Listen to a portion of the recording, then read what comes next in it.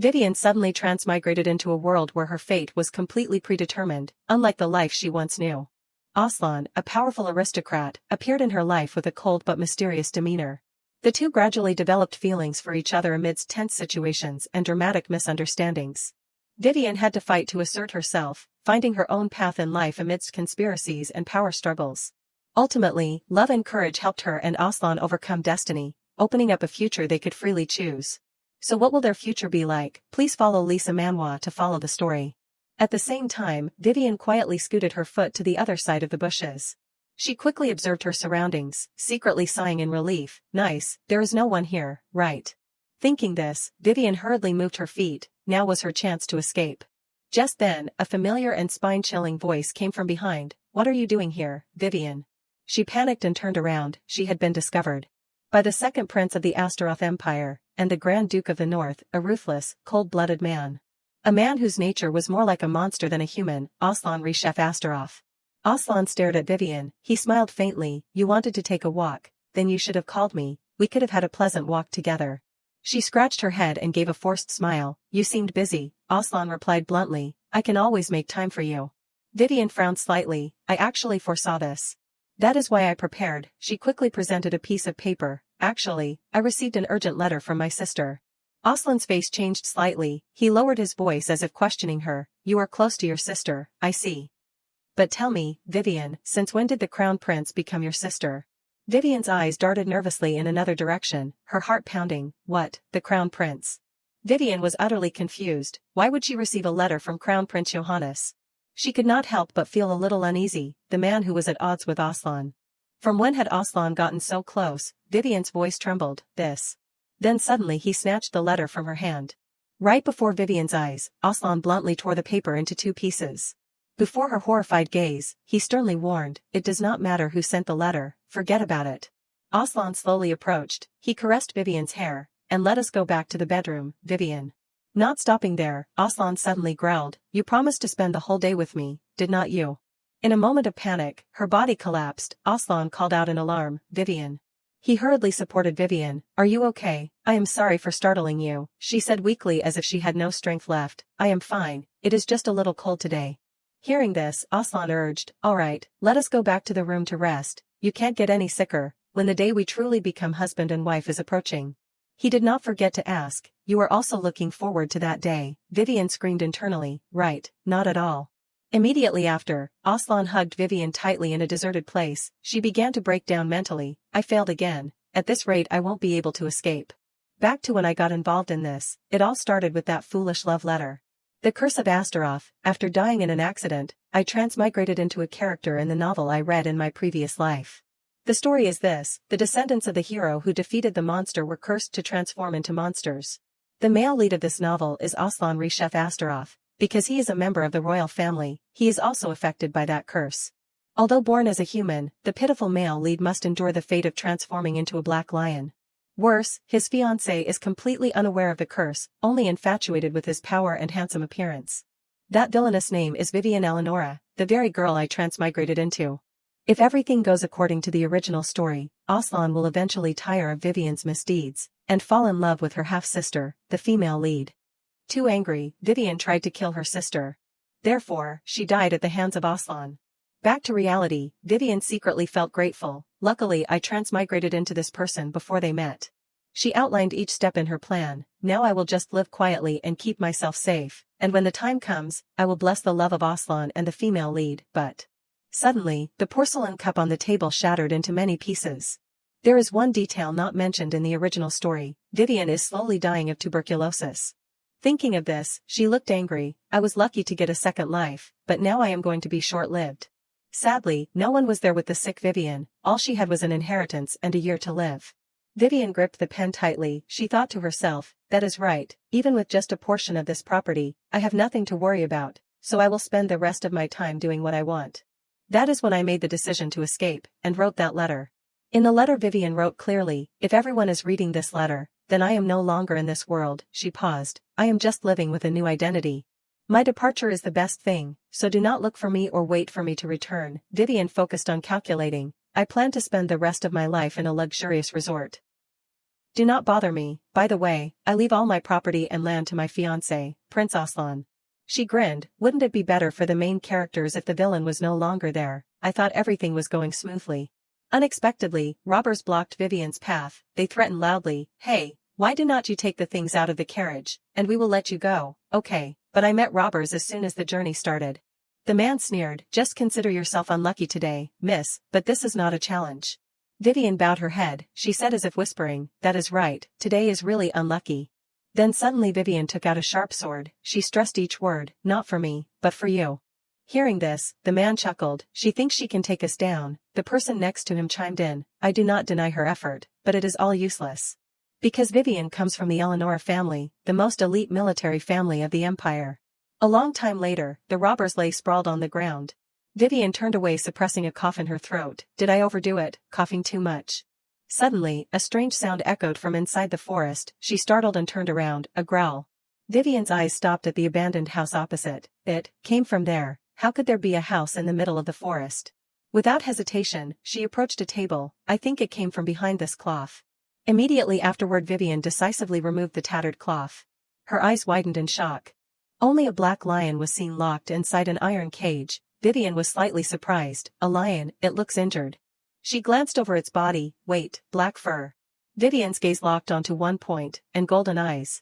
In a brief moment, she quickly came to a conclusion, this is Aslan, definitely.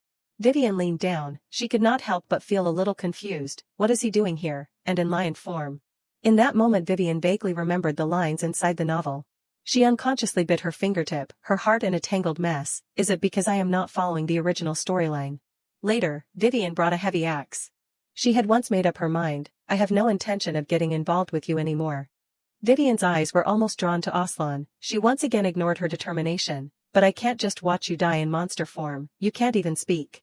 Immediately Vivian swung the axe up, she shouted loudly, but promise you will let me go. As soon as the axe was swung down, the lock shattered. From inside, Aslan slowly moved towards her. Vivian unconsciously smiled, I think I did it. Alright, he stared at her with lustful eyes. Seeing this, Vivian waved her hands frantically, she muttered, wait, Prince Aslan, you are not going to eat me, are you? Before Vivian finished speaking, Aslan suddenly opened his mouth wide, his body pouncing towards her. Before the horrific scene, Vivian's body fell to the ground. The scene from a few days ago was replayed, at Aslan's residence. At this time, Aslan carefully read the letter in his hand, to Prince Aslan. If you are reading this will, perhaps I am no longer in this world. If my departure is the best thing, then do not look for me or wait for me to return. As for the property, I will transfer everything to my fiancé, Prince Aslan. At the end of the letter, she clearly wrote her full name, Vivian Eleonora. Reading this, Aslan's facial muscles tensed, he muttered unconsciously, you. Aslan put on a displeased expression, bothering me to work for this piece of paper. Diego hurriedly explained, it is not just a piece of paper, he replied casually, I know, it is a will. Aslan bluntly spoke sarcastically, that woman is probably just trying to get attention. In contrast to him, he looked anxious, Your Highness, this time, it seems to be real.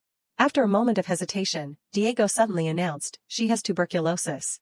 As expected, Aslan immediately reacted, he repeated doubtfully, tuberculosis.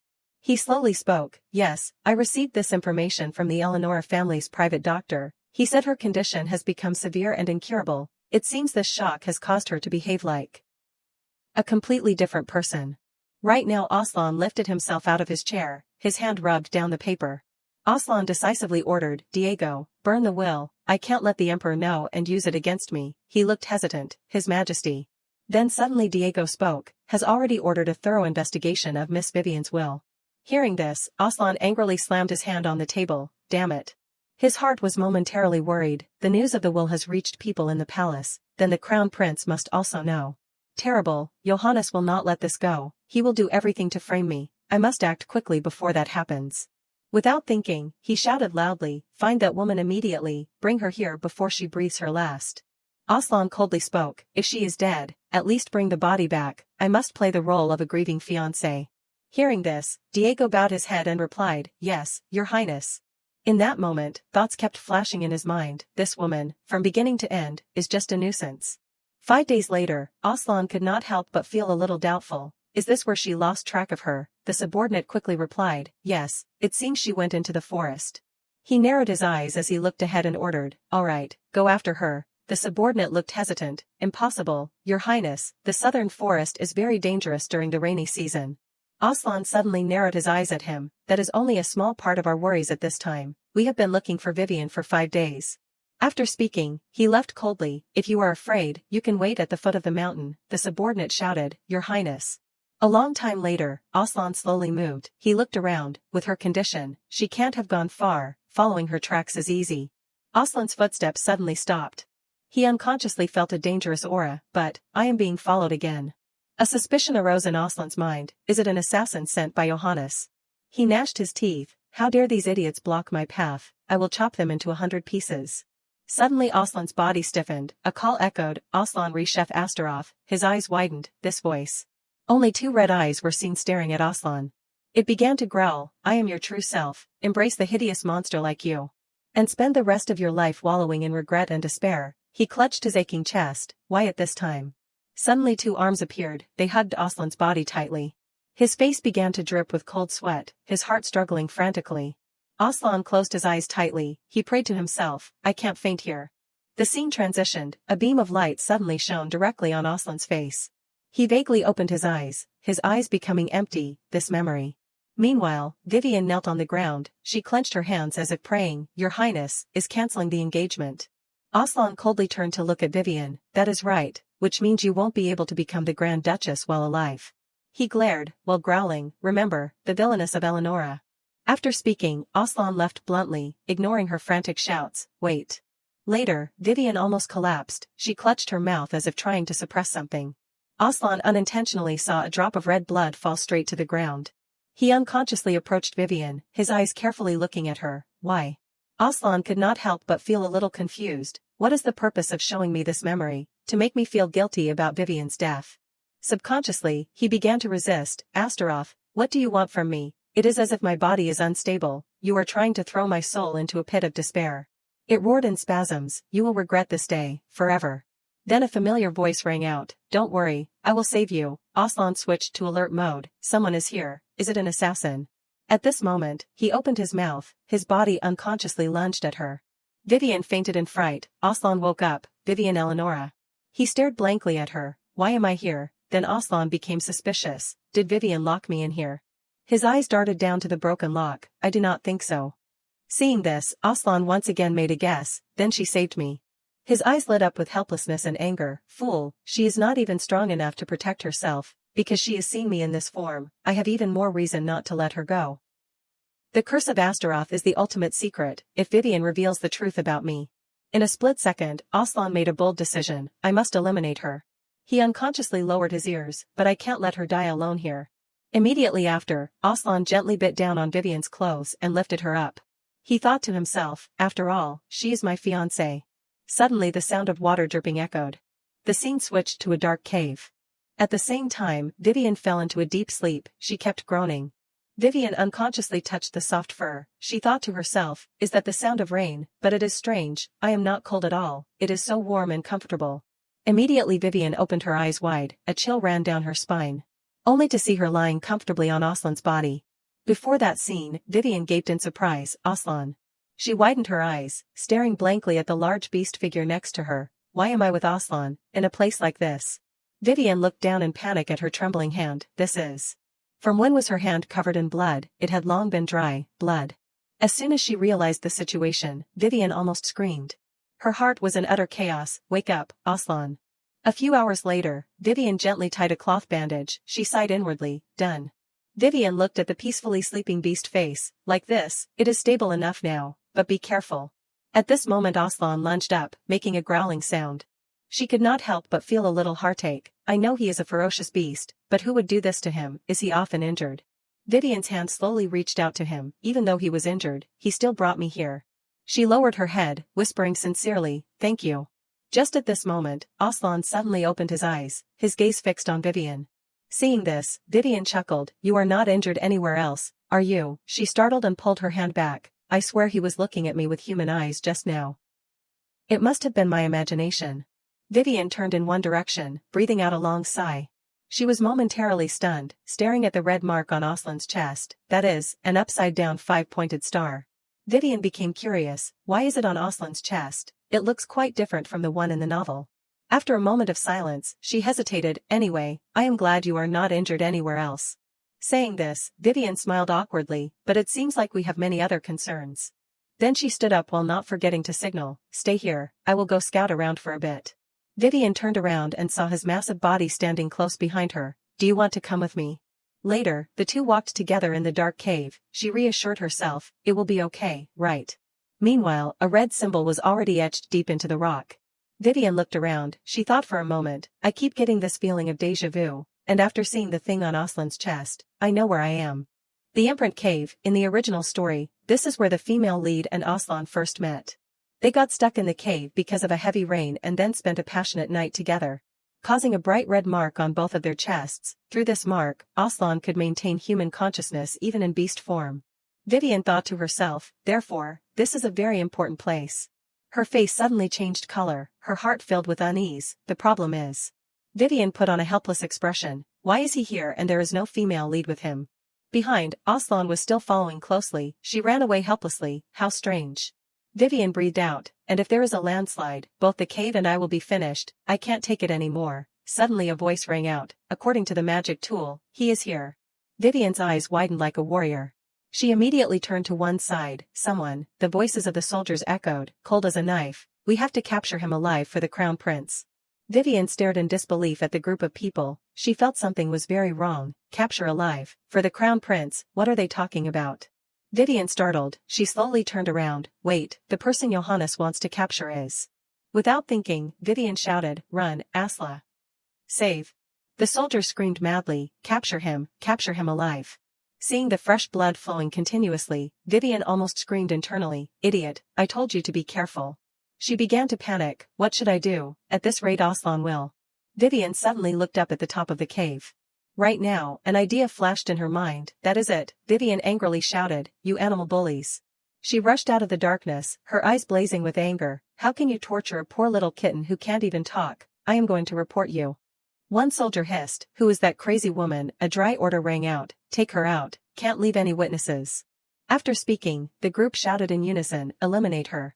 At the same time, Vivian gripped the rope tightly, she stared at them, that is right, get a little closer, at the cave entrance. Right before her eyes, the soldiers began to swing their swords towards Vivian. Seizing the opportunity, she decisively pulled the rope hard, right now. From above, dozens of rocks began to fall. The soldiers screamed madly, everyone shouting, careful. In an instant, they were crushed under the rocks, a weak voice rang out, save. On this side, Aslan's eyes widened as he looked towards the cave entrance. He stared inside, Vivian. Just then, a figure crawled out from the rubble. Vivian slowly got up, she breathed a sigh of relief, almost, thank goodness I calculated correctly, the inside of the cave did not collapse. Vivian's eyes stopped at the two guards, there is more. She gripped the hilt of her sword tightly, a flash of steel, then the rest. Vivian swung the sword in front of her, she smirked. Only Vivian's lips curled into a cold smile as she announced, you will meet my sword. The soldiers quickly turned around, no, spare me, she said sarcastically, running away, how cowardly. Vivian retracted her crazy demeanor, she lowered her head and giggled. Suddenly Vivian's body fell backward. The sword in her hand fell straight to the ground. Seeing this, Aslan slowly approached Vivian. She covered her mouth and coughed up a mouthful of blood. Vivian's vision blurred, perhaps I overdid it, even though I wrote a will and prepared for death. She sighed inwardly, I do not want to die alone in a place like this. At the same time, Aslan used his figure to shield Vivian. He unconsciously reached out and touched her hair. Under the pouring rain, Aslan gently hugged Vivian. He leaned down looking at her pale face, his heart in turmoil. Vivian, why did you do that? The Vivian that I knew was not like this. She cared more about power than love and was only interested in her own pleasure. That was the Vivian Eleonora that I knew, therefore. In a split second, her bright face appeared. Aslan unconsciously followed Vivian's footsteps. His inner voice gradually faded, like a confession no one should hear. She should have stayed the person she always was, if she was like that. Then she would not always appear in my head, and I would not feel the desire to be closer like this.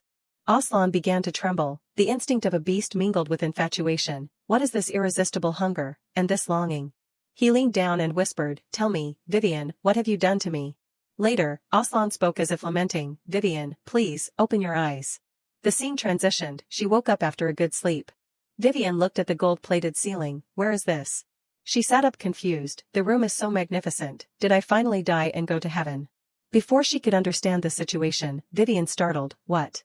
He asked worriedly. So there is no cure. She could not help but feel a little confused. Aslan.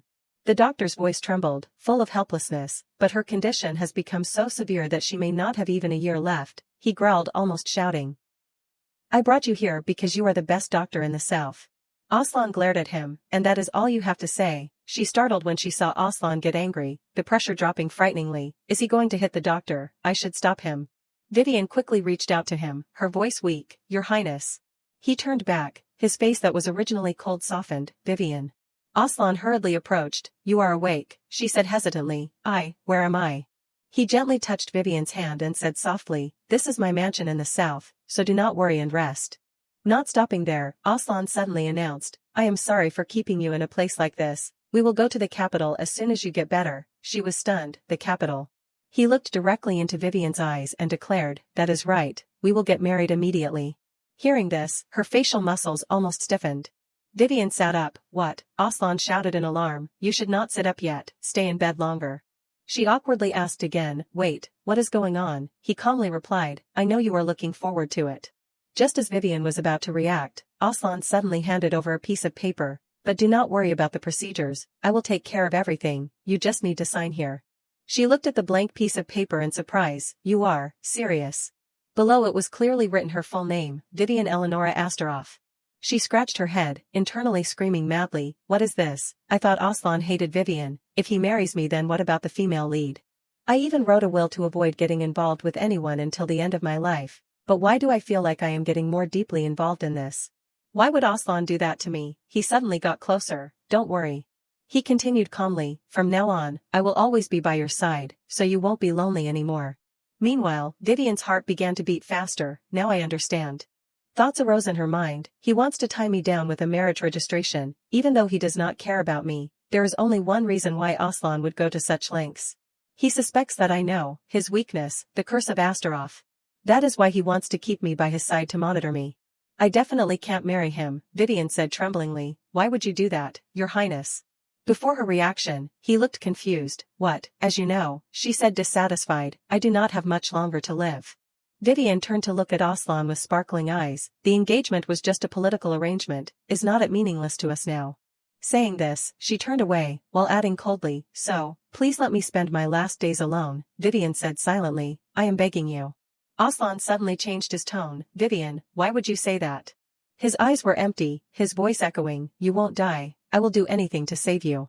Saying that, Aslan sternly reminded, so do not let anyone make you think nonsense again. She turned back dissatisfied. This beast. Diego suddenly spoke, Your Highness, it is time to complete your duties. He turned to look out the window. Is that so? I did not realize it was so late. Aslan gently reminded, all right, we will talk more tomorrow. Rest well, Vivian. Before the warmth that was coming, Vivian pursed her lips. I am so scared. On this side, he seemed to have noticed her discomfort. After a moment of silence, Aslan said, perhaps I pushed you too hard. After speaking, he turned around abruptly. Vivian stared blankly. What did he say? Once outside, Aslan cursed, damn it. Seeing this, Diego worriedly asked, are you all right, Your Highness? He replied with a blank look, why would not I be? He hesitated, it is just that, you brought Miss Vivian all the way here, while you yourself are injured. Diego bowed and added, so I could not help but worry about you. Aslan looked cold. I am fine, do not worry about me. He suddenly changed his tone. Never mind, I need you to do something else. Diego asked suspiciously, what is it? Aslan decisively ordered, find out everything about the Eleonora family, including their internal problems. He raised an eyebrow and instructed, I want to know why they ignored Vivian until she was seriously ill, and keep this a secret. Without hesitation, he quickly replied, yes, Your Highness. At the same time, Vivian sighed, all of this happened so suddenly. She could not help but feel a little confused. Do we really need to rush? What about my dream of escaping? Will I have to die without seeing it? And now I have to spend the rest of my time on a tightrope around Aslan, so tiring. Just then, a voice rang out, Madam, may I come in? Vivian put on a forced expression, Madam, I am not used to that title. She smiled faintly, what is the matter? The maid quickly announced, the Duke invites you to have breakfast together tomorrow. To discuss the marriage registration, she could not help but feel dissatisfied. In the morning, seriously. The next morning, the maid carefully spoke, allow us to help you dress up, Madam. She gently used a comb to untangle Vivian's hair. Meanwhile, she looked suspicious. Why would Aslan make an exception to save me? He does not need to do that, all he has to do is pretend to care. He also said he would do anything to save me, right? That reminds me of, around the middle of the novel, there was a mention of medicine to treat tuberculosis. The medicine is made by an acquaintance of Aslan, so there is no way to get it except through Aslan, but can I live long enough until then? A long time later, the maid interrupted her thoughts. Done, madam. At this time, Vivian appeared with a completely new look. She gently touched the center of her chest and smiled unconsciously. The maids could not help but admire. Because you have not fully recovered, we have prepared comfortable clothes for you. You look great wearing it, Vivian chuckled. Thank you, it seems to fit perfectly. The group replied in unison, we will escort you to the dining room right away. She walked and thought, alright, Vivian, think carefully about what will be most beneficial for herself, while also avoiding being controlled by Aslan. At first, everything went smoothly, breakfast was very pleasant, and surprisingly Aslan did not go straight into talking about marriage. If he took it slow, it would be better for me. But when did things change? The head chef approached. Is the food to your liking? She nodded politely. Yes, it has been a long time since I have enjoyed such a carefully prepared meal. He bowed respectfully. I am very honored. Vivian became suspicious. Was it around the time I talked to the head chef? The head chef gently took her hand. I will continue to try my best for you, madam. She chuckled softly. I look forward to it. He suddenly bent down, his mouth gently approaching the back of Vivian's hand. Just at this moment, Aslan called sternly, head chef. He stressed each word, the meat seems to be burnt. Not stopping there, Aslan suddenly complained, you do not know how to grill meat properly. I am starting to doubt whether you are really the head chef or not. He looked confused. Please forgive me, your highness. Vivian stared blankly at him. What is he saying? It is delicious to me. Immediately afterward, Aslan coldly ordered, breakfast is over, everyone get out, now. He suddenly put a pen in Vivian's fingers, while controlling her according to his will. Aslan lowered his voice, let us continue our conversation. She was stunned. What? Hello, this is not a conversation anymore. Vivian gaped as she looked down at each movement. This is coercion. Seeing this, Aslan calmly added, I am sorry, I did not want to do this, but I can't control myself anymore. Vivian was even more dissatisfied. Is he a prince or a loan shark? She hesitated. Wait. Immediately afterward, Vivian pushed hard into Aslan. Let me go. Only to see her elbow hit his stomach hard. Before the unexpected situation, Vivian's face turned pale. She hurriedly stood up, mouth constantly asking, oh no, are you okay? Aslan replied indifferently, this is nothing compared to what you are enduring. Vivian was slightly confused. He must be in a lot of pain. She bluntly questioned, why would you do that, your highness? It is true that I used to be obsessed with marrying you. Saying this, Vivian did not forget to remind, but I no longer crave it, my only wish is to spend the last year of my life in peace. She stressed each word, of course, if any problems arise from the cancellation of the engagement, I will take full responsibility. Therefore, Vivian secretly decided. I need to assure him that I will not reveal the secret about the curse. He coughed lightly, then how about this? Aslan suddenly picked up a piece of paper under the table. She stared blankly at him. What is he writing on the back? After a moment, Aslan brought it to Vivian. This is a contract where I swear, I will use all the resources and intelligence of Astaroth to treat you. He suddenly made a proposal. If after 1 year you are still alive, you will sign the marriage registration on the other side. What do you think? She asked suspiciously. What if I die? Aslan decisively declared, that will never happen. He continued calmly, and of course, I will carefully take care of and protect you, so you won't die from illness or other accidents. Vivian bit her lip slightly. He might be lying. But if you think about it again, Aslan has many opportunities to eliminate me. But if he has gone so far to persuade me, meaning he won't easily kill me, his fiancée, right? Should I take advantage of this, I will stay here until the medicine appears. After all, I do not want to die. Immediately afterward, she quickly replied, okay, I will accept your offer. Aslan paused slightly, his mouth twitching slightly. He smiled lightly, full of danger. Perfect. Vivian unconsciously felt a chill. What is it? I have a strange feeling that I have become prey. And then, I finally stayed in Aslan's mansion. At this time, a series of items lay scattered on the floor. Vivian looked vigilant. I can't completely trust Aslan. I still can't know what he is thinking. What if I make him uncomfortable and he changes his mind? I should pack an emergency bag, in case I need to escape. Aslan's voice suddenly rang out right behind her. Vivian. She turned around in panic. What is it? I thought we were done talking. He replied wearily. I called you but you did not answer. Aslan spoke with a gentle tone, but why is your room so messy, as if you are preparing to escape? She turned away, telling herself, calm down, Vivian. Appear completely harmless. To get out of this situation, Vivian said sweetly, Your Highness. After a moment of hesitation, Vivian hurriedly clarified, I am sorry for the mess, Your Highness, I am just looking for some clothes, Aslan repeated with suspicion, clothes. She turned away from his gaze, her voice trembling, Yes, I want to go out and enjoy some fresh air, of course, now there are no clothes that suit me, I think, with this emaciated body. Vivian muttered, looking down at her emaciated body, dressing up like I used to is no longer possible. Saying this, she thought to herself, will it work? Aslan sighed helplessly, you always have those silly thoughts, with me, whether you dress up or not makes little difference. Vivian startled, it does not work. Right then, he said shyly, you are always beautiful in my eyes. She could not help but feel a little confused, yes, I can't hear. Aslan suddenly turned around, Diego, are you there? He immediately bowed, yes, Your Highness. Aslan ordered without hesitation, cancel all my schedules, I will go to the market with Vivian. Diego replied quickly, yes, Your Highness, she widened her eyes looking at him, Aslan and me, go out together.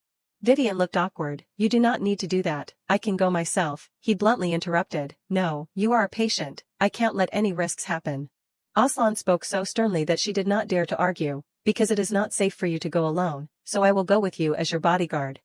On this side, Vivian grabbed her head, her heart screaming madly, no. She collapsed to the ground, feeling discouraged, why did things turn out like this again? The scene shifted to a very luxurious street. Entering the market, the sunlight and the crowd made Vivian sigh, look at everyone, how long has it been since I have been out properly? Thinking about it, I have never had the chance to live freely. First I was locked at home, and even after escaping, I kept encountering one thing after another. Now I can't call the current situation freedom either. Aslan walked closely, gently reminding, be careful, Vivian, there are many people around. Vivian nodded quickly, yes, yes, keep going, me. Her eyes darted quickly in one direction, will everything be all right? Under the gentle sunlight, the two walked side by side on the busy street. A long time later, Vivian curiously looked at the crystal orbs, what are those? She gaped in surprise, they are so sparkly and beautiful. Aslan made a suggestion, do you want to buy magic stones? Then he suddenly added, I will buy them all for you. Vivian looked at him blankly, yes, no, I do not have mana, so I can't use them anyway. Aslan continued to ask, you can still buy them as souvenirs, right? In a moment she became suspicious, why is he so interested in spending money on me? Vivian reached out and picked up a stone, she slowly said, no, it is really not necessary, magic stones are for magic users like you, what suits me more is. Then Vivian unconsciously turned to look at the swords, that. Later, she gripped a sword made of alloy. Vivian immediately prepared to get into an attacking stance. Before Aslan's almost blank gaze, she secretly decided, I am Miss Vivian Eleonora of the Eleonora family, a prestigious military family, I will not let you take advantage of me. In that moment, his body almost stiffened. Right now, Vivian's face lit up. Aslan unconsciously stared at her, so radiant, Vivian. Thinking of this, he smirked, just like you were back then. Suddenly a sound attracted Vivian's attention, she turned around in confusion, what is it? From behind, a shout rang out, thief, help me, she carefully thought, a robbery. I want to help, but now I am hiding my identity, and, in the past, meddling in other people's affairs never did me any good, the city guards will handle it, so I should stay put. The other person continued to shout, he stole my mother's keepsake. Vivian immediately reacted, my mother's keepsake. Without hesitation, she turned and ran forward, something happened, Aslan shouted, Vivian. The man hurriedly explained, what, I did not steal anything from her, Iris firmly stated, I saw everything, give it back. Seeing this, he angrily raised his hand, how dare you? Just at this moment, Vivian suddenly appeared, she gripped the man's hand tightly. He asked dissatisfied, what are you doing? Vivian sternly replied, I should be asking you. She loudly ordered, stop lying and give it back to her. How can you steal something as precious as her mother's keepsake? The man looked confused, what are you babbling about? He angrily raised his fist towards her, if you do not want to die, get out of this. Seeing this, Vivian looked helpless, she thought to herself, look at that impulsive behavior, should I let him punch me out of pity? Vivian's face suddenly changed, she groaned, the man turned to look behind, what? Aslan suddenly appeared, he growled, you dare raise your hand to her. At this time Aslan devoured him with his gaze, even I treat her with care, but you think you can touch her with that filthy hand. As soon as the words fell, a heart-wrenching scream shook the entire street. A long time later, Iris hesitantly spoke, "Oh my god, thank you so much." Vivian smiled faintly. "I am glad you got it back." She laughed softly. "Thank you, it is very important to me." Iris stared at Vivian with teary eyes. "With this, I can prove to my father that I am his real daughter. You saved my life. Can you tell me your name?" She looked hesitant. "That." At the same time, a group of soldiers hurriedly approached. "Is everything all right?" Vivian almost woke up. "It is the city guards." Without thinking, she pulled him back. "Let us go, Aslan." Iris only managed to say, "Wait." She stood frozen in place. "She is gone without a trace. But I will meet her again, right, my life savior." On this side, Vivian ran madly, pulling Aslan's hand hard. After a moment of silence, he suddenly called her name, "Vivian." Hearing this, she awkwardly let go of his hand. "I am sorry, I pulled your hand and ran without thinking." Aslan, who was usually calm, suddenly stammered, "No, it is not that. Earlier, you called me by my name instead of your highness." He squeezed Vivian's hand, his voice urgent. "Can you just call me that?" Before the sudden proposal, she looked confused. By your name, she could not help but feel a little confused, so sudden. Vivian cautiously spoke, "Grand Duke Aslan Reshef Astaroth." "No," he interrupted without hesitation, "not the full name." Vivian's cheeks flushed red. She shyly called, "Then, Aslan." In an instant, the corners of his mouth turned up to form a slight smile. Aslan suddenly approached. He replied softly, Vivian." Then Aslan did not forget to remind, "It is late, let us go back." After speaking, he quickly walked away. She put on a confused expression. "What is the matter? Why does he want me to call him by his name?" Vivian's eyes stopped on Aslan. His red ears caught her attention, so mysterious. In another development, Johannes said coldly, "My brother must have his own strange habits." He gently stroked the paper, his voice full of emotion, "But at least." Johannes smirked, "This will entertain me for a while." The scene from a few hours ago was replayed. Aslan hesitantly spoke. "Can you call me by my name?" Vivian asked confused. You mean, Aslan?" He immediately reacted. "Vivian." Thoughts arose in her mind. "I secretly feel relieved. Thinking that if every day was like this, I could get through a year here. I thought there would be no more trouble, until today." The scene shifted to a very magnificent mansion. At the same time, Vivian and Johannes sat facing each other under a gazebo. She looked at him warily. "What is it?" Vivian's eyes were almost fixed on Johannes. She could not help but feel a little confused. "Why am I here, with the crown prince?" "All right, carefully outline each step to see where the mistake was." "This morning, I was allowed to go out by Aslan." "The morning before," he asked suspiciously, "do you want to go to the bank alone?" Seeing that Vivian did not answer, Aslan calmly ordered, "All right, then I will send the best bodyguard to follow you." She almost shouted, "I said I am going alone." After persuasion, I was finally allowed and took the carriage out. She looked outside. "Driver, this direction is not to the bank," he quickly replied, "we are taking a shortcut." Later the carriage stopped. The driver announced, "We have arrived, madam." Vivian quickly stepped outside. Why did it take so long? Before her eyes was a completely unfamiliar mansion. Back to reality, Vivian put on a helpless expression. "That is right, I was kidnapped." In contrast to her, Johannes chuckled, "Perhaps this is fate." He calmly added, "It seems the driver accidentally took the wrong turn, but since you are already here, why do not you relax and enjoy it?" She angrily cursed in her heart. "You told him to kidnap me, did not you?" This is really the kind of shamelessness that I expect from the main villain. He is exactly like in the novel. The main villain and Aslan's enemy, Johannes Friedrich Astaroth, the first prince.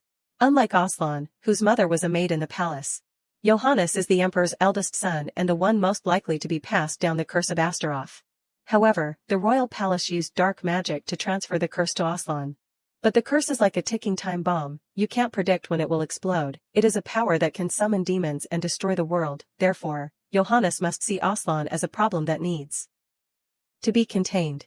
Vivian gripped her skirt. She kept telling herself, "And the reason I was summoned must be related to him. I should do everything to avoid being played by him." Johannes suddenly changed the subject. "The ocean is beautiful, is not it?" Vivian answered confused, "Yes." He calmly continued, "I often come to the south to admire this view. It is the best way to relax." She nodded politely, "I understand." Not stopping there, Johannes could not help but admire. "This is a place I cherish very much. The scenery is great, it is warm, and most importantly." He picked up a teacup and said meaningfully, "I have a precious friend who can have tea with me." Johannes tilted his head to look at her. His lips curved into a smile. "Because of you, this place has become even better. Thank you, Miss Vivian." Vivian's heart skipped a beat. Friend, who is he talking about? she said hesitantly. Forgive me, Your Highness, but I do not feel well, so I should, he suddenly interrupted. That is right, I was going to say. Johannes put down the teacup. He slowly added that the royal family is very worried about your health, so I want to introduce you to a royal physician. He said softly but with inviting meaning. What do you think? Do you feel like you are not getting enough attention? In Vivian's heart, alarm bells rang. Is he testing me?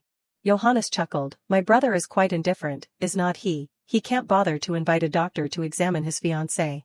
She coldly looked at him. It seems he is trying to cause a rift between me and Aslan, but I signed a contract with him about treating me. This evil scheme won't work.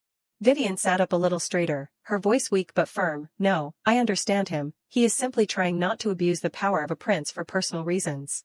Johannes asked again with suspicion. You really think so? She quickly replied. Yes, as you know, despite the rumors, he is a person with noble ideals. Saying this, Vivian stood up. If you have nothing else to say, I will. Just at this moment, a meow rang out from behind. She looked back blankly. A cat. Johannes' voice had a hint of amusement as he observed her reaction. I heard you also quite like animals.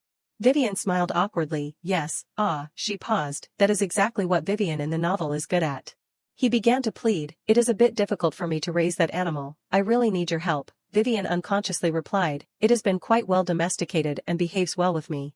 In that moment, Johannes suddenly changed his tone. No, not that one. He glanced in one direction. Your fiancé seems to trust you very much. It makes me look at you in a different light, Aslan. Aslan stepped forward, holding Vivian tightly, his voice low. She is too special to me, and definitely not the type of person you should force to come here. Johannes continued with a provocative tone. That is right, take good care of her. It would be troublesome if a hungry beast set its eyes on her. Saying this, he smirked sinisterly. You think so, right? Aslan did not reply, his face exuded a cold aura. Johannes spoke softly. Sadly, the time for tea is over. He gave a perfect aristocratic smile. Come again next time, Miss Vivian. She put on a dissatisfied expression. Hey, if you say it like that, it will sound like I came here willingly. I must be too stressed. I do not feel well, Aslan called her in a low, worried voice. Vivian. He gnashed his teeth. If anything happens to Vivian. Aslan stepped forward, his body tensed like an animal protecting its territory. I won't let you off, Johannes. Immediately afterward, he picked her up despite her protests. Vivian, let us go home. Hang in there. Vivian struggled madly. Aslan, put me down. Johannes fell into silence, then smirked. What a disappointment. I prepared this because she clearly likes cats. Recalling a few minutes ago, Vivian declared loudly. No, I understand him. It seems she has to be a different beast. He chuckled secretly. But Miss Vivian, you are wrong about Aslan. He is nothing more than a monster, simply controlled by the instinct of your wealth, not love. I wonder what her reaction will be when she finally sees the truth. I can't wait any longer. The scene stopped before a black mansion covered in a cold atmosphere, Aslan's mansion. Aslan stood beside her. He said with a distressed look, the doctor said your condition has worsened because you exerted yourself. It is my fault. He turned and declared, I will never let you go alone again. Vivian hurriedly called, Aslan. Aslan squinted slightly, as if recalling Johannes' teasing voice. I knew it. Johannes came to the south for a short visit, but I never thought he would set his eyes on you too. When Johannes tried to make you turn away from me, I was very resentful. In a moment, I thought about killing them all and taking you back. I wanted to make sure he would never see the light of day again, as punishment for deceiving me. Just at that moment, she suddenly spoke. But, I understand him. Vivian declared loudly, Aslan is a person with high moral character and ideals. Aslan's heart was warmed. You believed me. How can you say those words? I am a filthy beast, the one who said enough cruel words to you. He coldly spoke, meaning you will never become the Grand Duchess while you are alive. Back to reality, he suddenly called her name, Vivian. Aslan looked at her like a desperate person clinging to the faintest hope. You hate me? Before Vivian could react, he suddenly interrupted. Never mind, pretend I did not say anything. At the same time, her eyes were almost drawn to Aslan. She suddenly replied, I do not hate you. He asked suspiciously, why? Vivian thought, he is annoying and scary, but I do not need to say that here, do I? She quickly added, but I said, Aslan, I. Vivian hurriedly put her hand over her mouth. Why cough at this time? Seeing this, Diego hurriedly reported, Your Highness, Miss Vivian needs to rest. Aslan reluctantly nodded. All right, take care of it. After speaking, the door slowly closed. Once outside, he said to himself, so she does not hate me. His footsteps stopped, bringing anxiety, but what if she knows the truth? That her fiancé, the person she once despised, is nothing more than a brutal beast, a cursed monster. Would she still be able to say she does not hate me? Thinking of this, he cursed himself. You are really disgusting, Aslan. Even now, imagining her wincing in fear, all I want is to keep her.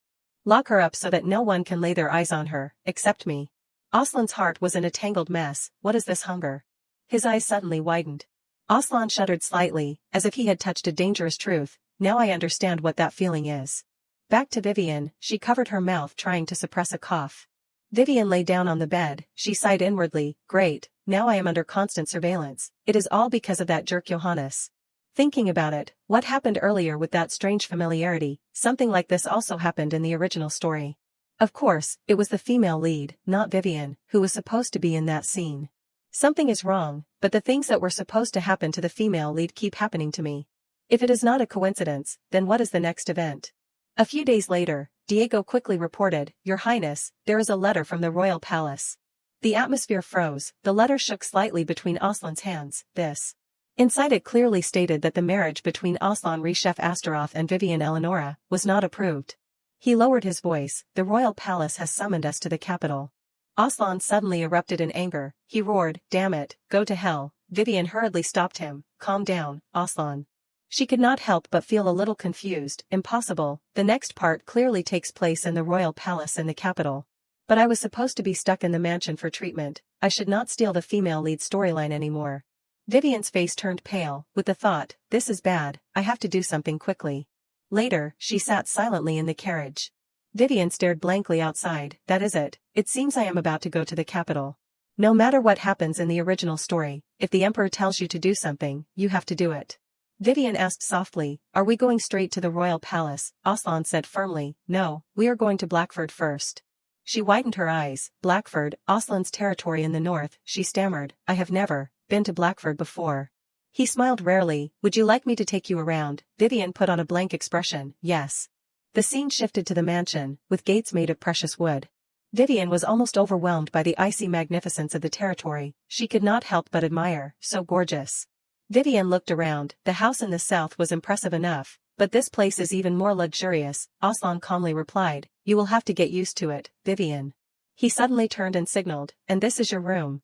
Entering inside, she quickly glanced around, but Aslan, it seems something is missing. Vivian pointed to the wall that had been removed, connecting the two rooms. My bedroom is missing a wall. He said very naturally, as if it was obvious for a long time, Isn't it obvious that the Grand Duke and his wife have connecting bedrooms? Vivian's body almost froze. She widened her eyes looking at Aslan. Unbelievable, he really trusts me so little that he has to monitor me so closely. I am so tired, I want to be alone, he gently comforted. I am sorry, but I hope you understand. Aslan reached out to Vivian. He smiled faintly. I just do not want you to leave my sight, even for a moment. After all, you have come a long way, Vivian. At this time, Aslan touched her cheek and continued, We will celebrate your first visit to Blackford with a special party. Then he suddenly grabbed Vivian's hand. Let us go. Vivian swallowed the mixed emotions. How can he smile when I am dying inside? If I did not know anything, I would have thought he loved me. A terrifying scene suddenly flashed in her mind. Vivian's heart almost screamed. What am I thinking? I should not joke about things like that. Aslan turned around worriedly. Vivian, she quickly explained, my hands are sweaty. Thoughts kept piling up in Vivian's head. No, there is not even a chance. He even broke down the wall just to monitor me. There is no way he has that feeling. A long time later, Vivian breathed out, so full. Aslan said softly, the night air is so fresh. She nodded in agreement. That is right. Vivian looked in another direction. She silently prayed. We had dinner together, and now we are taking a walk together. I really want to be alone right now. Is it just me or is he touching me more? Aslan suddenly asked, So, what do you think of Blackford? She startled, stammering, Yes, ah. Vivian smiled slightly, somewhat forced. Let us see. I said it was very vast earlier. The servants are very good to me, so the tour was quite fun. He repeated, Good. Her voice dropped. Yes, the servants in my house tend to keep their distance from me. Vivian smiled awkwardly. She thought to herself, although tuberculosis is not contagious in this world. I can feel the heaviness in the air. I should not have said that. She looked up, trying to act normal, but I am fine. It is all in the past. Aslan stopped. No, I am not okay. He approached, his voice deep and powerful, casting a shadow over Vivian. Not obeying you is not obeying me. After all, I am the second prince, and you will be my wife, Aslan. Aslan bluntly declared, even if the royal palace gets in my way, they can't stop me from protecting you. Vivian felt her heart skip a beat, unexpected, I did not think he was so dedicated to this. At this moment, she unconsciously turned to look at the maid. Vivian reminded herself, trying to pull herself back to reality, there are servants around, that is why he said those words. And I left a will and disappeared, he must be sitting on pins and needles because of this. I can understand the political issues he is facing. I feel a little guilty about that part. Aslan looked directly into her eyes and reminded, so no matter what you hear in the palace, do not mind it, I will take care of everything. Vivian chuckled softly, no, you do not have to push yourself. His voice dropped, I am pushing myself, she said softly, as if advising a stubborn child, yes, if the marriage certificate is too difficult, then do not, we just need to find another way. Vivian said with a believing voice, even so, your sincerity to the engagement will still be clear to everyone, so do not worry. After speaking, she hurriedly changed the subject, it is getting dark, so it is getting colder, let us go inside. Aslan followed Vivian's footsteps, his heart heavy, pushing myself, is that what she sees my sincerity as? With the pain I have caused her. It is too early to win her heart, I see, Vivian. A long time later, in Vivian's bedroom. She widened her eyes looking at a point in the space. Vivian fixed her eyes on the curtain, Aslan is right behind that curtain. His voice echoed, deep and calm as if it was obvious, if you do not like the connecting bedroom, then just consider this a reasonable compromise. Thinking of this, she smiled faintly, how can I thank you enough? Vivian turned, she kept telling herself, the meeting with the Emperor is only a few days away, I just hope nothing goes wrong. Just at that moment, groaning sounds kept coming. Vivian immediately reacted to the sound. She sat up, her eyes looking towards the curtain, what is that noise? I think it is coming from the other side. Seeing this, Vivian asked, Aslan, are you there? A long silence followed, she quickly approached, he did not answer. Vivian did not hesitate and lifted the curtain, I am coming in. In a split second, her face changed color. Only to see Aslan holding his chest tightly, groaning, Vivian almost screamed, Aslan. She hurriedly ran closer, are you okay, where does it hurt, what is wrong? An idea flashed causing her heart to clench, is it because of the capital? Minerva, the capital of the empire, is said to be a sacred place, where the hero defeated the demon Astaroth a long time ago. Perhaps the demonic power in Aslan is reacting to the holy power here, and causing him pain. He did not say anything, so I thought he was okay. Realizing the urgent situation, Vivian turned around, wait here, I will go call the doctor. Aslan suddenly reached out and grabbed her wrist. After a moment of silence, he said tremblingly, don't go. Aslan tried to reassure, I just have not been to the capital in a long time, I will be better in a few days, but... He leaned his head on her, just stay with me, I am a little dizzy. Vivian nervously looked at the large bed, how am I supposed to get over there? Physical affection and clinginess, is that what Minerva makes him do? I can't help but stay here. A long time later, Aslan fell asleep again, she hesitantly called, hello, Aslan. In that moment, Vivian focused on thinking, what did the female lead do? I think she sang him a lullaby. I do not know any songs in this world. But for some reason I can't leave him alone. The scene of Aslan turning into a beast for the first time was replayed. Right now, the mansion was almost covered in darkness. The scene shifted to the next morning, sunlight peeked inside the room. Vivian rubbed her eyes, she kept complaining, so bright. Vivian continued to turn over, so sleepy, Aslan's voice rang out, then sleep more, Vivian. Hearing this, she woke up slightly, her eyes wide. Vivian sat up, she unconsciously shouted, wait. Vivian turned to look at him, why are you here, Aslan? Saying this, she shyly said, that is right, I sang you a lullaby last night, and then... Aslan suddenly pushed Vivian onto the bed, he grinned, you exerted yourself last night. She could not help but feel a little confused, what is with this strange situation, she asked worriedly, nothing happened between us, right? Aslan's cheeks flushed red, he shyly said, that is up for discussion. Vivian's heart beat fast, what does he mean? A few minutes later a voice rang out, Your Highness, it is Diego, he coldly ordered, come in, she startled again, come in. He peeked inside, Your Highness, the Eleanora family. Diego looked hesitant, forgive me, I did not mean to disturb you, Aslan calmly replied, no, it is all right, what were you going to say? Seeing this, Diego immediately announced, the Eleanora family sent 2 messages, and they said they need to bring Miss Vivian back to the Eleanora mansion. A cold air spread throughout the room, Aslan's pupils contracted sharp as a sword, so they came without saying much, and now they think they can take my wife away. He quickly confirmed, yes, they said Duke Eleanora. Diego continued, wants Miss Vivian to come home urgently because her half-sister has returned, huh? Vivian muttered, her heart skipped a beat. My half-sister, Iris, the female lead. Iris, the female lead of the novel, is in the capital. Meaning, Aslan did not hesitate and ordered, chase them away. Vivian has been waiting for a long time since cutting ties with her family. Diego tried to persuade, but they are very determined. The atmosphere cracked, as if blood was about to spill. He growled and stressed each word, I do not want to repeat myself. Chase them away at all costs. If they do not leave, kill them. Seeing this, he quickly replied, Yes, Your Highness. Vivian hurriedly interjected, Wait. She stepped forward, Thank you for protecting me, but I want to meet my sister. Aslan replied displeased, just sharing half a bloodline. Vivian's voice was small but firm. Even so, I am still curious about her. Moreover, I caused a commotion when I ran away from home. I think I should take responsibility and handle everything properly. He lowered his eyes, breathing deeply, as if restraining himself. You are too soft-hearted, she awkwardly replied, I guess so. Vivian reached out to Aslan, Then you will.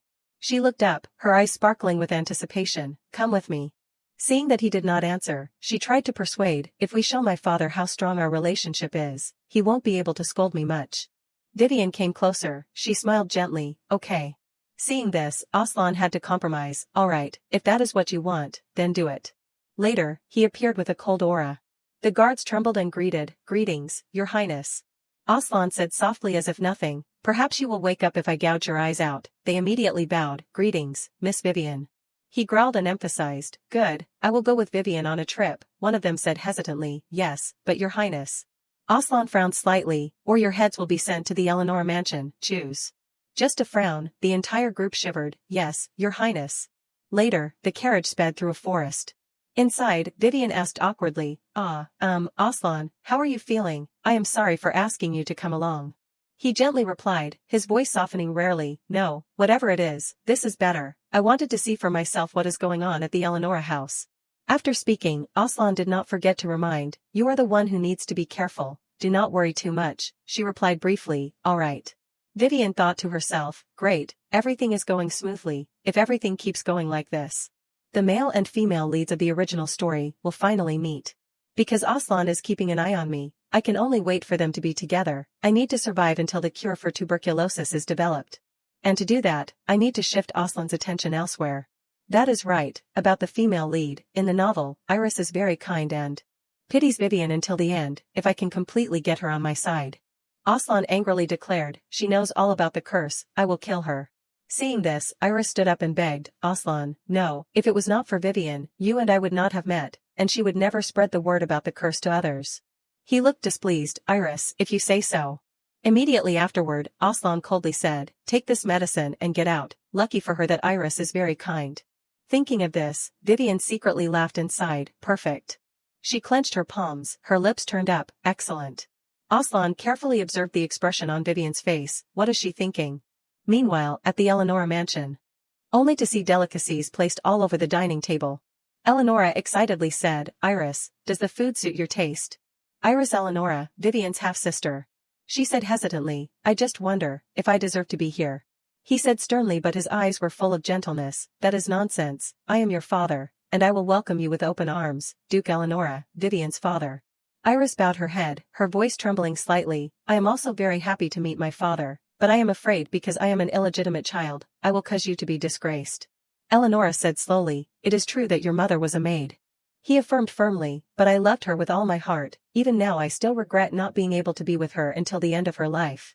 Eleonora said with a sincere tone, That is why, Iris, I want to make up for you what I could not do for her. She bowed her head and thought, It is so late, but now I am glad to meet my father, but why does a corner of my heart feel so uncomfortable? When that girl returned the stolen keepsake, I felt very happy and relieved. Images of Vivian kept appearing. Iris could not help but worry, I wonder, how is she doing? Just at this moment, Eleonora suddenly announced, Vivian is coming today. She startled, Today. Iris hurriedly stood up, Oh my God, I have not prepared anything. I have to finish eating quickly and dress presentably. He suddenly called, Iris, did I not tell you? Eleonora continued coldly, Vivian is just like her cunning and treacherous mother. He sternly reminded, You do not know how she will harm you, you have to be careful. Hearing this, Iris looked eager, But I do not want to think badly of my sister, at least until I meet her. Seeing this, Eleonora sighed slightly, Iris, my daughter, you are so kind, Prince Aslan should see that you are a perfect bride to marry. She looked confused. Prince Aslan, he calmly replied, don't you understand, I was going to tell you. Not stopping there, Eleonora suddenly announced, Aslan Reshef Astaroth, the second prince of the empire, I will soon make you his wife. Iris was slightly shocked. Is not he engaged to Vivian already? From outside, a shout rang out, Duke.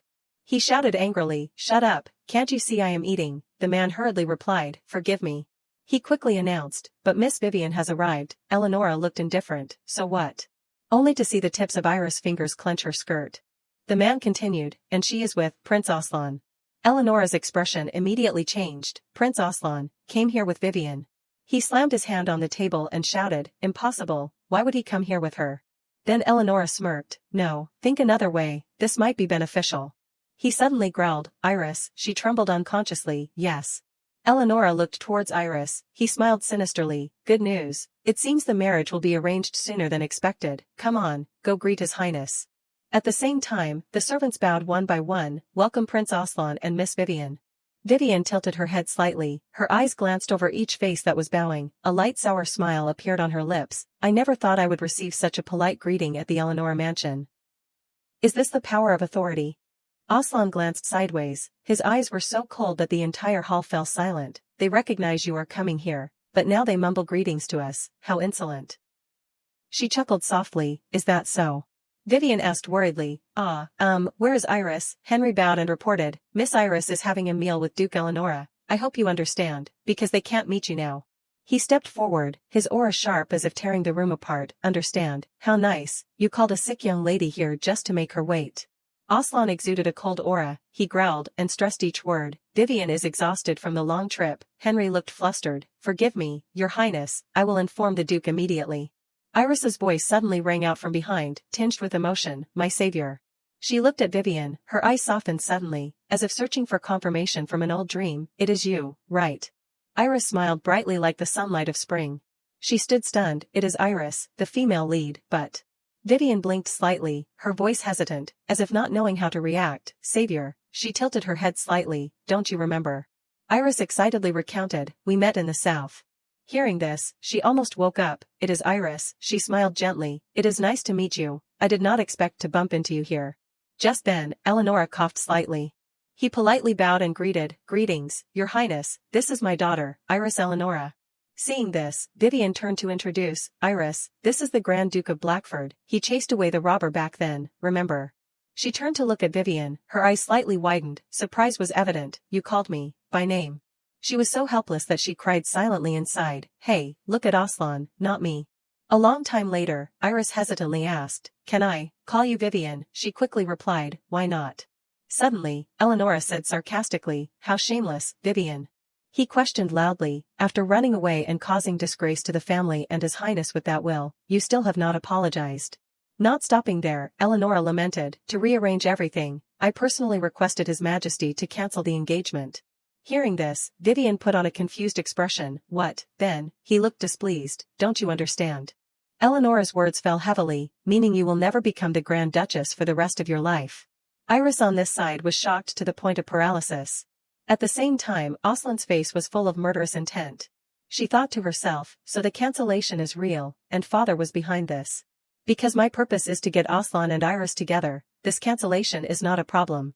But if the legal relationship between the two is cut off before I build enough trust with Iris. Right now, the image of Iris and Aslan hand in hand appeared clearly. That could be a problem. Vivian secretly observed him, because now Aslan is no longer my fiancé, will he still cherish our contract? In that moment, her heart skipped a beat, oh no, he is going crazy. I am the one who was offended, so why is he angry? Vivian hurriedly grabbed his hand, Aslan, calm down. She said in an almost whisper, please, do not cause a commotion here. On this side, Eleonora shouted loudly, clinging to his highness is useless, Vivian, she looked dissatisfied, when did I cling to him? In an instant, the entire hall became noisy with the discussion of the servants. Seeing this, Iris hurriedly advised, father, there are many people here, can we go inside and talk more? He coldly interrupted, silence, Iris, I know what I am doing. Saying that, Eleonora once again targeted Aslan, forgive me, your highness, you must be surprised by this sudden cancellation. He suddenly made a proposal, I can marry another more suitable daughter instead. Eleonora's voice returned to calm, but the calculation was as clear as gunpowder. My daughter Iris is very gentle and kind, she is more suitable to be a bride than someone else. He turned to smirk. What do you think, Henry, are not they a perfect couple? He nodded quickly, yes, definitely. At the same time Aslan carefully observed Iris. He spat out 3 short words, how despicable. Hearing this, Eleonora laughed awkwardly. Despicable, yes, your highness. Vivian could not help but be shocked. Aslan. He stepped forward, each word bursting out like swords clashing against stones. I see your efforts to isolate Vivian. Aslan's eyes stared straight at Eleonora as if piercing through his flesh. How despicable, Duke Eleonora. Facing the questioning, he hurriedly clarified, isolate. No, Iris suddenly interrupted. He is right, father. Iris stood up straight, the rare time she raised her voice. This is wrong. I do not want to become humiliated by stealing my sister's fiancé. Eleonora's eyes immediately changed, his pupils contracting like a wild beast. He questioned coldly, so, you will not obey the royal decree and my order? Iris declared without hesitation, yes, I refuse to do this. Eleonora shouted, his hand raised as if to slap, you, useless thing. Seeing this, she could only close her eyes tightly. Just at this moment, Vivian suddenly stood in front of Iris. Before the sudden scene, Aslan almost did not have time to react. He could only shout, Vivian. The slap immediately landed on her face. Vivian's body swayed slightly after the slap as if struck by lightning. Her eyelashes trembled slightly, her cheeks began to redden. Vivian shouted angrily, don't touch her. For the first time in her life, she called out, father. She bowed, her voice small, we are still not used to the sudden news, about the cancellation. Iris also looked at Vivian's every action blankly. She continued, we will soon meet His Majesty, to hear a full explanation, so I hope father waits until then. Vivian bowed slightly, her eyes darting quickly towards him. The engagement may be a compromise between the families, but it is also a promise between your highness and me. In that moment, Aslan always watched her figure. After speaking, Vivian staggered slightly, I do not feel well, so I will stay here tonight. Eleonora almost shouted, her voice like a whip, insolent thing. Vivian tilted her head to one side, her head was a little dizzy. The Duke's slap is not something I can't handle. What I did not expect was that my actions, to please Iris, were so effective. Behind her she hurriedly followed her. Iris grabbed Vivian's hand, her voice trembling. Are you okay, Vivian? You have been dragged into trouble again because of me. Vivian gave a gentle smile, her eyes curved, as if dispelling the anxiety in Iris's heart. No, I am fine, do not worry. Seeing this, she firmly declared, I will take care of your injury. She looked awkward. No, there is no need. Meanwhile, Aslan coldly glanced at Eleonora. A long time later, Vivian shyly introduced, this is my room. She chuckled awkwardly, it is smaller than the one in your mansion, right? Aslan spoke like thunder falling in the middle of the room, I will stay here too. Vivian looked at him confused, why would he do that when he can have a very nice room? Aslan looked around the room, then turned to look at Vivian, his eyes containing a hint of sympathy that was hard to see. You started living at home after getting tuberculosis. She nodded in acknowledgement, I think so. In Vivian's heart, waves of confusion surged. Honestly, my memories are a little blurry. It is hard for me to know the things that were not written in the novel. I do not remember anything about my past or before I transmigrated. But, I think it is good that way. When I have not forgotten the etiquette as well as the swordsmanship of this body. Aslan said softly, his voice so soft that Vivian stopped, you must be tired from the trip. Rest, she replied softly, yes, thank you. Later, the room suddenly fell into silence. He suddenly spoke, Vivian, I told you when we were at the mansion, right? She replied instinctively, yes. Aslan's voice was deep and firm, you are the one who will become my wife. He looked at Vivian with heartache, you do not need to throw yourself into danger, I said I will always protect you. She blushed, bowing her head, not knowing how to explain, that is right, but, my body always reacts before anything else. Then Aslan chuckled softly, his lips gently turning up in a rare way, I think that is just your personality. His voice was mixed with gentleness as if whispering, but, I still want you to take better care of yourself, at least for the sake of the people who love you. Aslan's words rang out like a vow, I will protect you no matter what happens. Hearing this, Vivian's eyes flickered slightly. She suddenly felt her heart uneasy, how strange, Aslan only said he would protect me, just like the contract said. Vivian's heart raised a question mark, but why does it feel so gentle and familiar today, as if I had heard these words before? Aslan suddenly spoke, his voice low, Vivian, can you be alone for a while? She curiously followed his back, where are you going? Aslan turned and replied briefly, I just need to take care of a few things quickly. Before leaving, he did not forget to remind, I will be back soon. Seeing this, Vivian nodded slightly. All right, she thought to herself, I have had this feeling before. But he is really hard to predict. At the same time, Aslan's footsteps suddenly stopped. He suddenly approached him. Duke Eleonora, he immediately reacted, Your Highness. Eleonora hesitated. I apologize for what happened earlier, my daughter. Aslan calmly replied, It is all right, I came here to talk about another matter. Then he suddenly changed the subject. The corners of his mouth turned up. I want to hear more about the engagement with Iris Eleonora. Seeing this, he became excited. Of course, Your Highness. Anna, escort him to the room. Eleonora did not even finish her sentence when Aslan cut her off with a terrifyingly calm voice. No, this time I want to choose the location. He smirked maliciously. Let us see. Let us talk somewhere with fresh air. Over on the other side, Vivian was diligently reading a book on her bed. She suddenly quickly shifted her gaze to a spot. Vivian slightly lifted her hips. There was something under the pillow, a book. The smell of old paper and a bit of dust made her heart clench. Why is it on my bed? The first page clearly stated the date XX. A relative on my mother's side has passed away. My maternal aunt, who had retired to rest and recuperate, died in a carriage accident. My brother and I inherited her assets. But now, who will take care of us? Vivian gently traced the raised lettering, assessing the date and handwriting. I must have written this diary when I was 10 years old. Sure enough, at the end of the page, there was a sign of blood from coughing. A bitter taste is rising in my mouth. I have been trying to fight under the Duke's cruelty, only to end up dying. She stared at the book, vague thoughts constantly flashing. Vivian, no, me. Just then, a knock echoed from the inside. Vivian startled and whipped around towards the sound. Did someone just knock on the window? She cautiously approached, or was it the wind?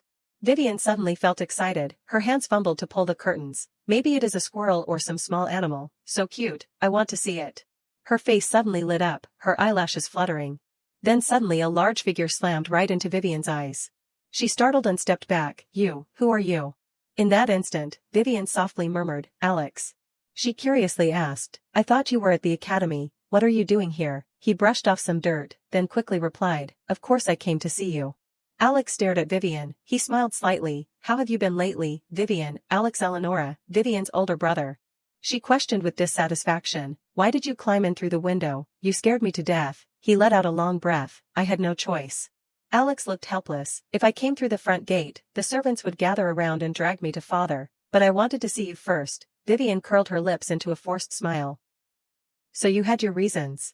He suddenly called her name. Hey, Vivian. Alex moved closer, his eyes glued to Vivian. Shouldn't you talk to me about something? Hearing this, she trembled. About what? Vivian quickly made a guess, that you are very good at climbing walls. Huh, he helplessly cut her off. No. Alex put on a pained expression. He lowered his voice. Honestly, why did not you tell me about having tuberculosis? Vivian hung her head low. She was almost unable to refute.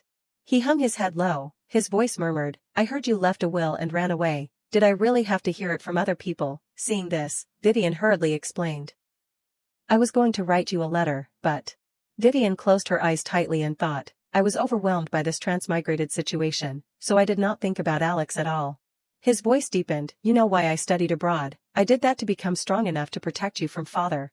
Alex clenched his trembling hand. But if you disappear from me like that, then I... Faced with his excessive reaction, Vivian seemed confused. Alex. He suddenly opened his mouth and shouted, That is right, I am not going back to the academy. She quickly interjected, What are you saying, Alex? You are about to graduate. Alex answered frankly, If you are about to die, who else would I be with besides you? Vivian said sternly, Don't be ridiculous and go back to school. How can you leave school in the middle of the semester without saying anything? Alex turned away to avoid eye contact. He almost whispered, I have my ways. She immediately understood. He snuck out. Seeing this, Vivian said loudly, Alex, I am sorry for making you worry, but as you can see, I am very healthy. Saying this, she began to urge, It is not as bad as you think, so do not worry about me and go back. Alex's eyes suddenly changed. Wait. Before Vivian could react, he questioned in a loud voice, Your cheek is swollen, did someone hit you? In that instant, the room seemed to freeze. Alex angrily asked, So, did father do that in front of everyone? She simply replied, Yes. Hearing this, he cursed, Coward. He took a step forward, looking directly into Vivian's eyes. So you deliberately let yourself get slapped? She nodded in confirmation. Of course. Do you think I would easily let father be above me? Alex reminded sternly, But be careful. I have a feeling the annulment is not the end of this. Vivian softly reassured, "Don't worry, Alex, I do not think Aslan will let this go." He could not help but feel a little doubtful. "Aslan, you mean the second prince?" Faced with Alex's reaction, she could only smile awkwardly. "Yes," internally screaming, I blurted it out. Hearing this, he became even more worried, but Vivian interjected, "I know, he does not like me very much. The queen, who is trying to put Johannes on the throne, has always considered Aslan a threat. She specifically chose me as his fiancé for that reason. Being engaged to the girl the queen appointed is offensive enough to him, but now the engagement has been cancelled, he won't let it go." Vivian thought to herself, "Aslan must be unhappy with this royal order." Alex smirked, "So can we conclude that his highness is on your side?" She nodded in agreement, "Yes," crying inside, "except for the reason that he is monitoring me because of the curse."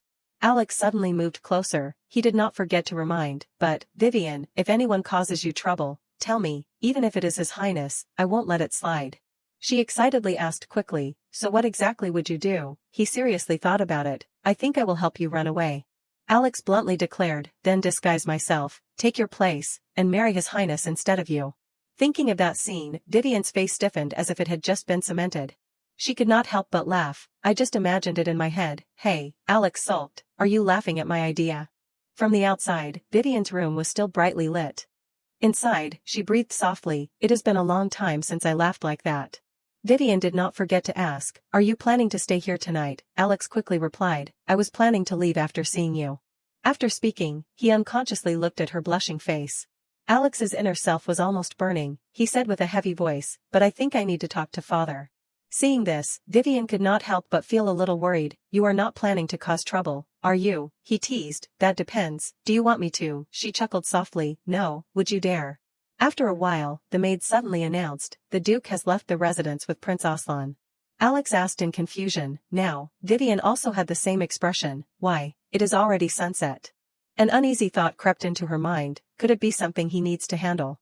Vivian lowered her head slightly. She thought to herself, related to father. Over on this side, Eleonora and Aslan were walking side by side. He kept rambling non-stop. "So, your highness, I hope you will have a favorable view of Iris." He suddenly interrupted, "I understand your intentions, but what about Vivian?" Eleonora looked indifferent. "You are not sure what to do with her." He excitedly added, "Allow me to relieve you, Vivian will marry Nicholas." Hearing this, Aslan narrowed his eyes slightly. "Sir Nicholas, the Count of the border region, he must be over 50. Eleonora calmly continued, "Yes, His Majesty has been quite troubled that such a loyal subject has remained a widower." He excitedly took credit. "Vivian will be able to devote her remaining time to a meaningful purpose. She will definitely see this as a great honor." Meanwhile, Aslan raised an eyebrow. "He makes it sound so noble, but he knows too well what will happen when a girl is married to the Count." A thought kept echoing in him. No need to hear anything else. After a while, Aslan suddenly made a proposal. "Duke Eleonora, I said that because we are about to become family, we should talk openly and sincerely, right?" He nodded without suspicion. "Yes, that is why I sent all the servants away." Only to see him reach out towards Eleonora, the corners of his mouth lifting. "Then let me tell you a secret." His face stiffened, muttering, "I am very honored, your highness." Then suddenly Aslan tightened his grip on Eleonora's throat. He struggled frantically. "Your highness, what is it?" He coldly replied, "Consider yourself lucky." Not stopping there, Aslan lowered his voice. "Not many people have the opportunity to see this side of me." In that instant, his eyes burned with a fiery red flame. Aslan lowered his voice, "The demon of Astaroth." A few minutes later, the entire space fell into silence. Over on this side, Eleonora lay sprawled on the ground. He kept groaning, "Is there anyone here? A demon is." Suddenly Aslan stomped hard on Eleonora. Seeing this, he pleaded in agony, "Please have mercy." He said mockingly, "How pathetic, is not this nothing compared to the pain you caused Vivian?"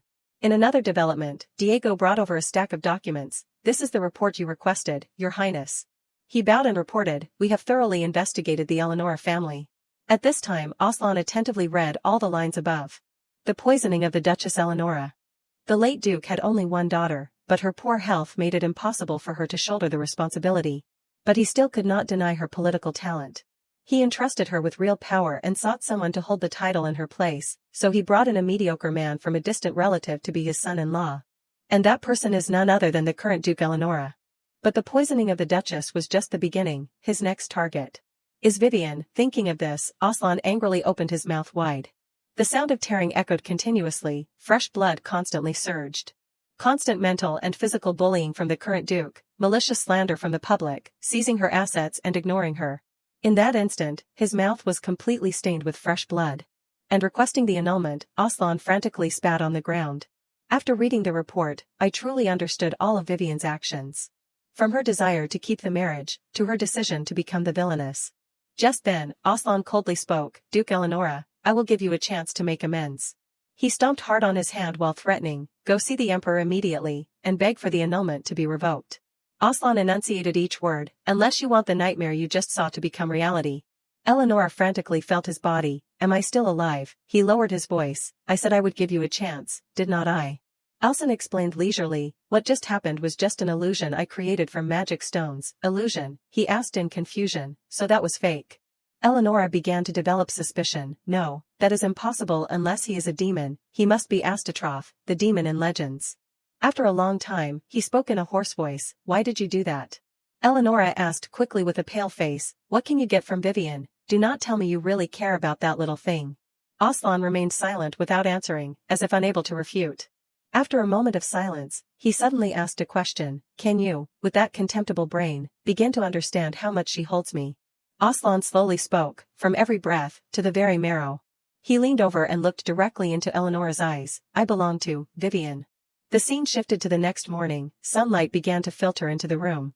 At the same time, Vivian kept groaning, is it morning already? I do not want to wake up. She unconsciously reached out to rub the mattress, how strange, is my bed this soft and warm? Suddenly Aslan was lying right next to Vivian. She startled and sat up, Aslan, when did you come back? Vivian could not help but feel a little curious, where did you go last night?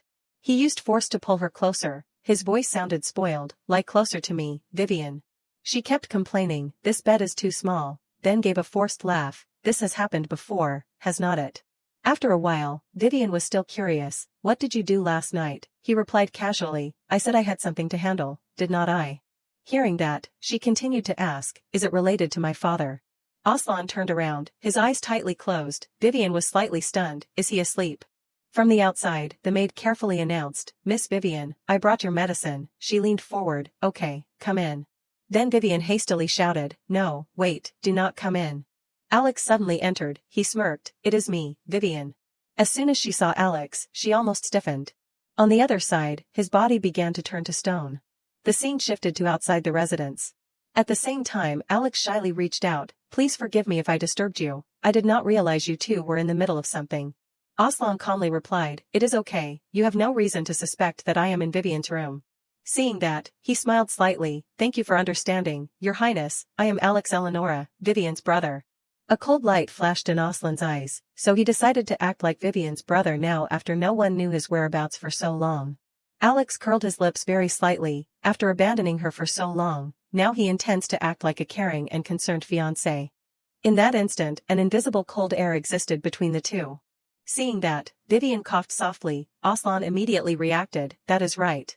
He suddenly announced, we plan to stay here for a few more days, young Master Alex, Vivian probably has a lot of things she should do with you. After speaking, Aslan turned to look at her, and she also has not had a chance to learn about Iris Eleonora, right, Vivian? Vivian shyly nodded, yes, but... Still not finished with the surprises, he suddenly announced, last night, Duke Eleonora left for the royal palace. She widened her eyes in astonishment, what? Aslan looked relaxed, he went to request the restoration of the engagement, so convincing the emperor will be a little easier for us. Vivian could not help but feel a little confused, father did. She then turned to Aslan, with suspicion rising in her heart, Aslan, you did not actually do anything bad, did you? Over on this side, he lowered his head, breathing out a sigh. Since I searched for Vivian after she ran away from home, I have been able to be aware even when the curse appears. Now, I can even control myself, there must be a reason for this. He turned to look at her, maybe it is because of you, Vivian. There must be a reason, for me being able to control myself under the influence of the curse, maybe it is thanks to you, Vivian. Seeing that, Vivian unconsciously looked at Aslan. At this time, he smirked, his eyes somewhat brightened. Meanwhile, Alex looked skeptical, so father changed his mind, surprisingly. He switched to a polite attitude, a bit too much, then let me be a polite host, breakfast is ready, so I hope you will join us for the meal. Alex continued to ask, is the dining room this way? Vivian helplessly interjected, don't try to understand, Aslan, he just came back to the country. Thoughts kept running into her mind, One of the reasons Aslan wants to stay at the Eleonora house longer is because my condition has worsened. His Majesty is very merciful to say that I can enter the palace after I have recovered, so I should feel relieved. But I can't stop worrying about the things that will happen soon. In the original story, the female lead went to the palace and was severely humiliated by the queen. But the details are a bit vague, considering that what happened to the female lead is now happening to me. I wish I could remember more to find a way to deal with it. Thinking of this, Vivian decided to give in to fate. Whatever, I should enjoy myself while I can. Iris happily laughed. I am glad you are enjoying the food, Vivian. At the same time, Aslan waved his hand as a signal. Dylan, he quickly walked closer. Yes. He lowered his voice. Bring what I mentioned earlier here. Dylan bowed his head to receive the order. Yes, Your Highness. After speaking, Aslan smirked with a sinister expression. Outside, Alex looked worried. Don't overexert yourself, Vivian, go back to bed. She gave a forced smile, but staying inside all day is very stuffy, Vivian lamented inwardly. Thinking about the queen also gives me a headache. Just then, Aslan spoke. Young Master Alex, I heard you train in swordsmanship at the academy. He nodded in confirmation. Ah, that is right. Seeing that, he made a proposal. Then how about a sparring match with me? I want to see your skills. Alex bowed his head quickly. I am too honored, Your Highness. Aslan turned to look at Vivian, the corner of his mouth slightly raised. Come watch, Vivian, this fight is for you. Her eyes lit up, and at the same time she answered loudly, of course. After a long time, Aslan and Alex raised their swords towards each other. At the same time, Vivian and Iris watched together. She could not help but admire. The sound of clashing swords is so lovely. Watching this entertainment has cleared all the stray thoughts in my head. It is a shame I can't join in, but seeing them so full of enthusiasm is also energizing me. As soon as the fire flared up, Vivian unconsciously realized, maybe they are a little too enthusiastic. Meanwhile, Aslan smirked. Not bad, young Master Alex. He chuckled. Believe it or not, I was the top of my class at the academy.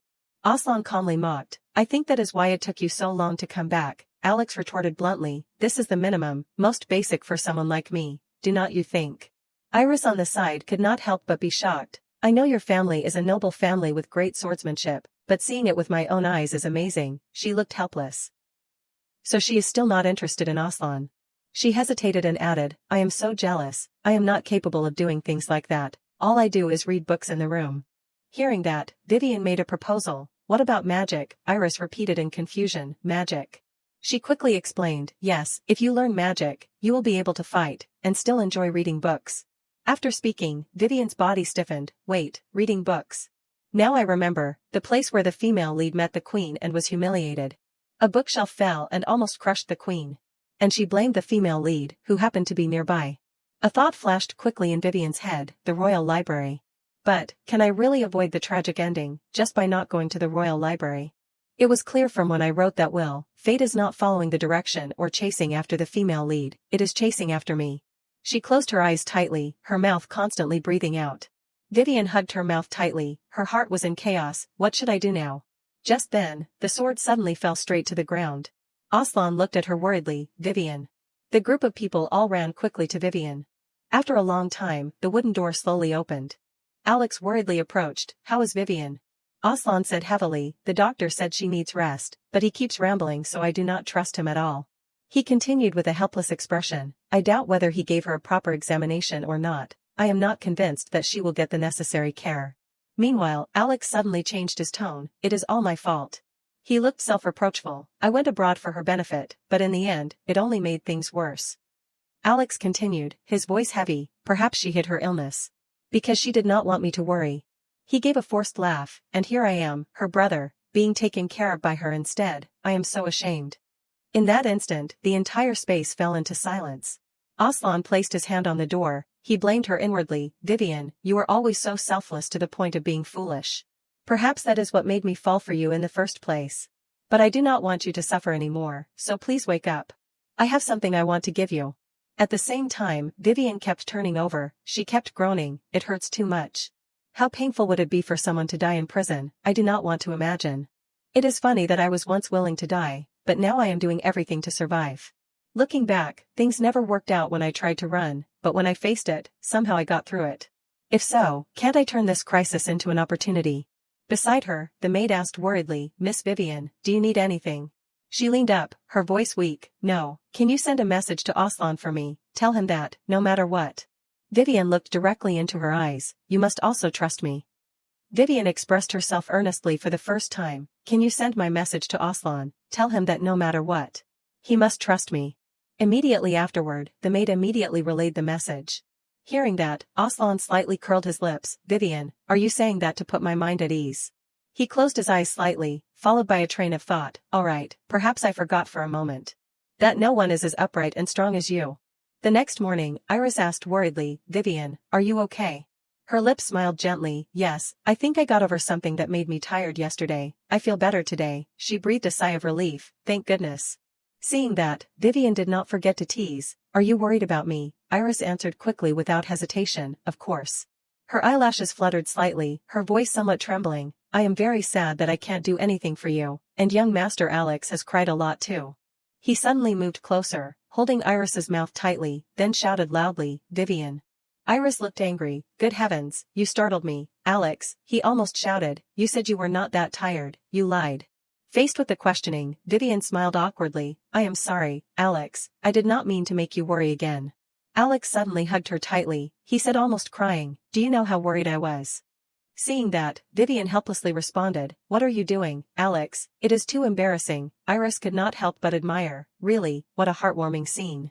Just then, Aslan approached and interrupted. Young Master Alex, can you give us some time? I need to talk to my fiancé privately. Just as the door was about to close, he tried to reach out. Wait. Over on this side, she looked curious. What do you need to tell me? Aslan did not explain. He suddenly made a proposal. Can you close your eyes first, Vivian? She could not help but feel a little doubtful. Close my eyes.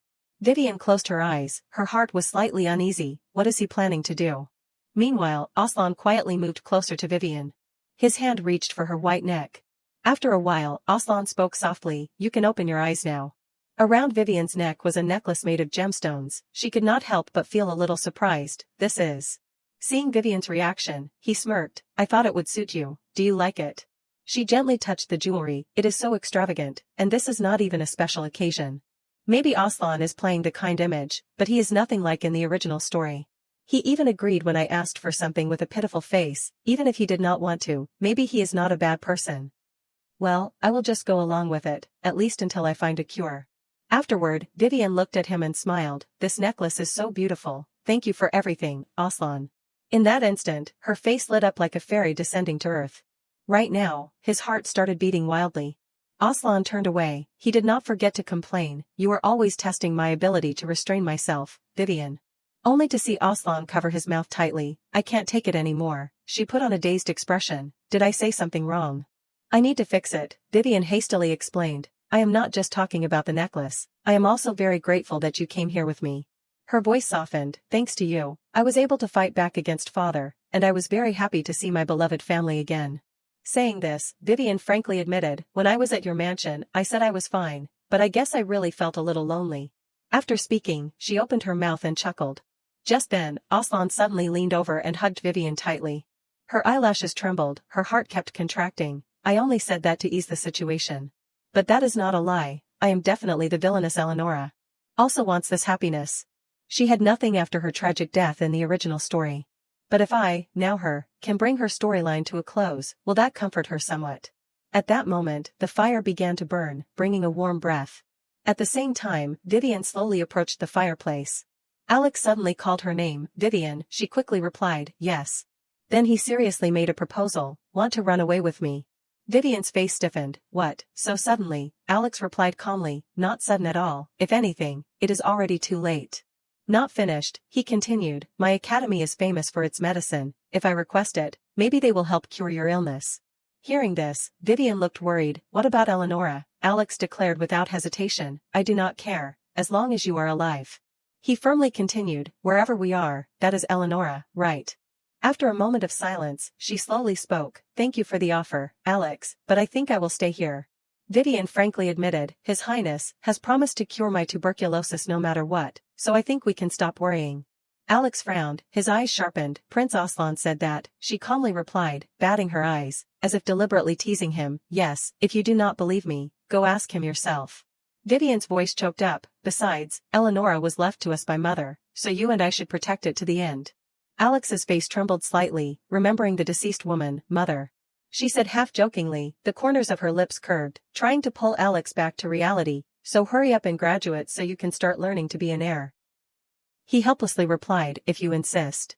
Alex did not forget to remind, but if His Highness makes things difficult for you, you have to tell me. Vivian laughed after hearing, oh my, you are so thoughtful.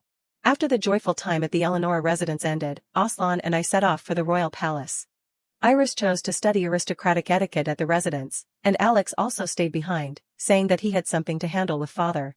Her face paled, her lips trembled slightly, that is right, I completely forgot about father.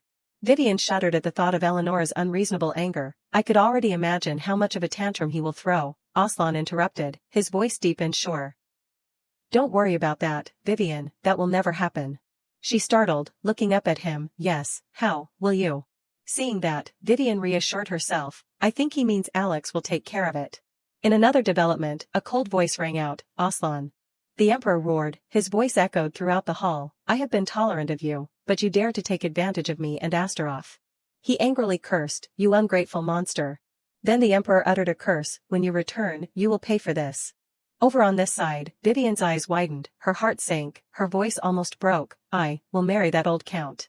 Seeing that Aslan did not answer, she hung her head low, father said that, he replied calmly, but you do not need to worry. Aslan said with a calm tone, Nicholas will soon be removed from his position, so this marriage will become invalid. Vivian was confused, unable to understand, removed from his position, a person who has contributed to the country. This situation is too complicated, but since Aslan said it will be okay, I have to believe it.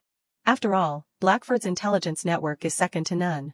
So Aslan, I hope you will also trust me absolutely. Even if Vivian carefully reached out towards him. Have to save the queen you hate. At first, everything seemed to be going smoothly. As Aslan said, I did not have to discuss the marriage with that count. He lost his title for treason, and had been sentenced to death. But about the annulment of our engagement.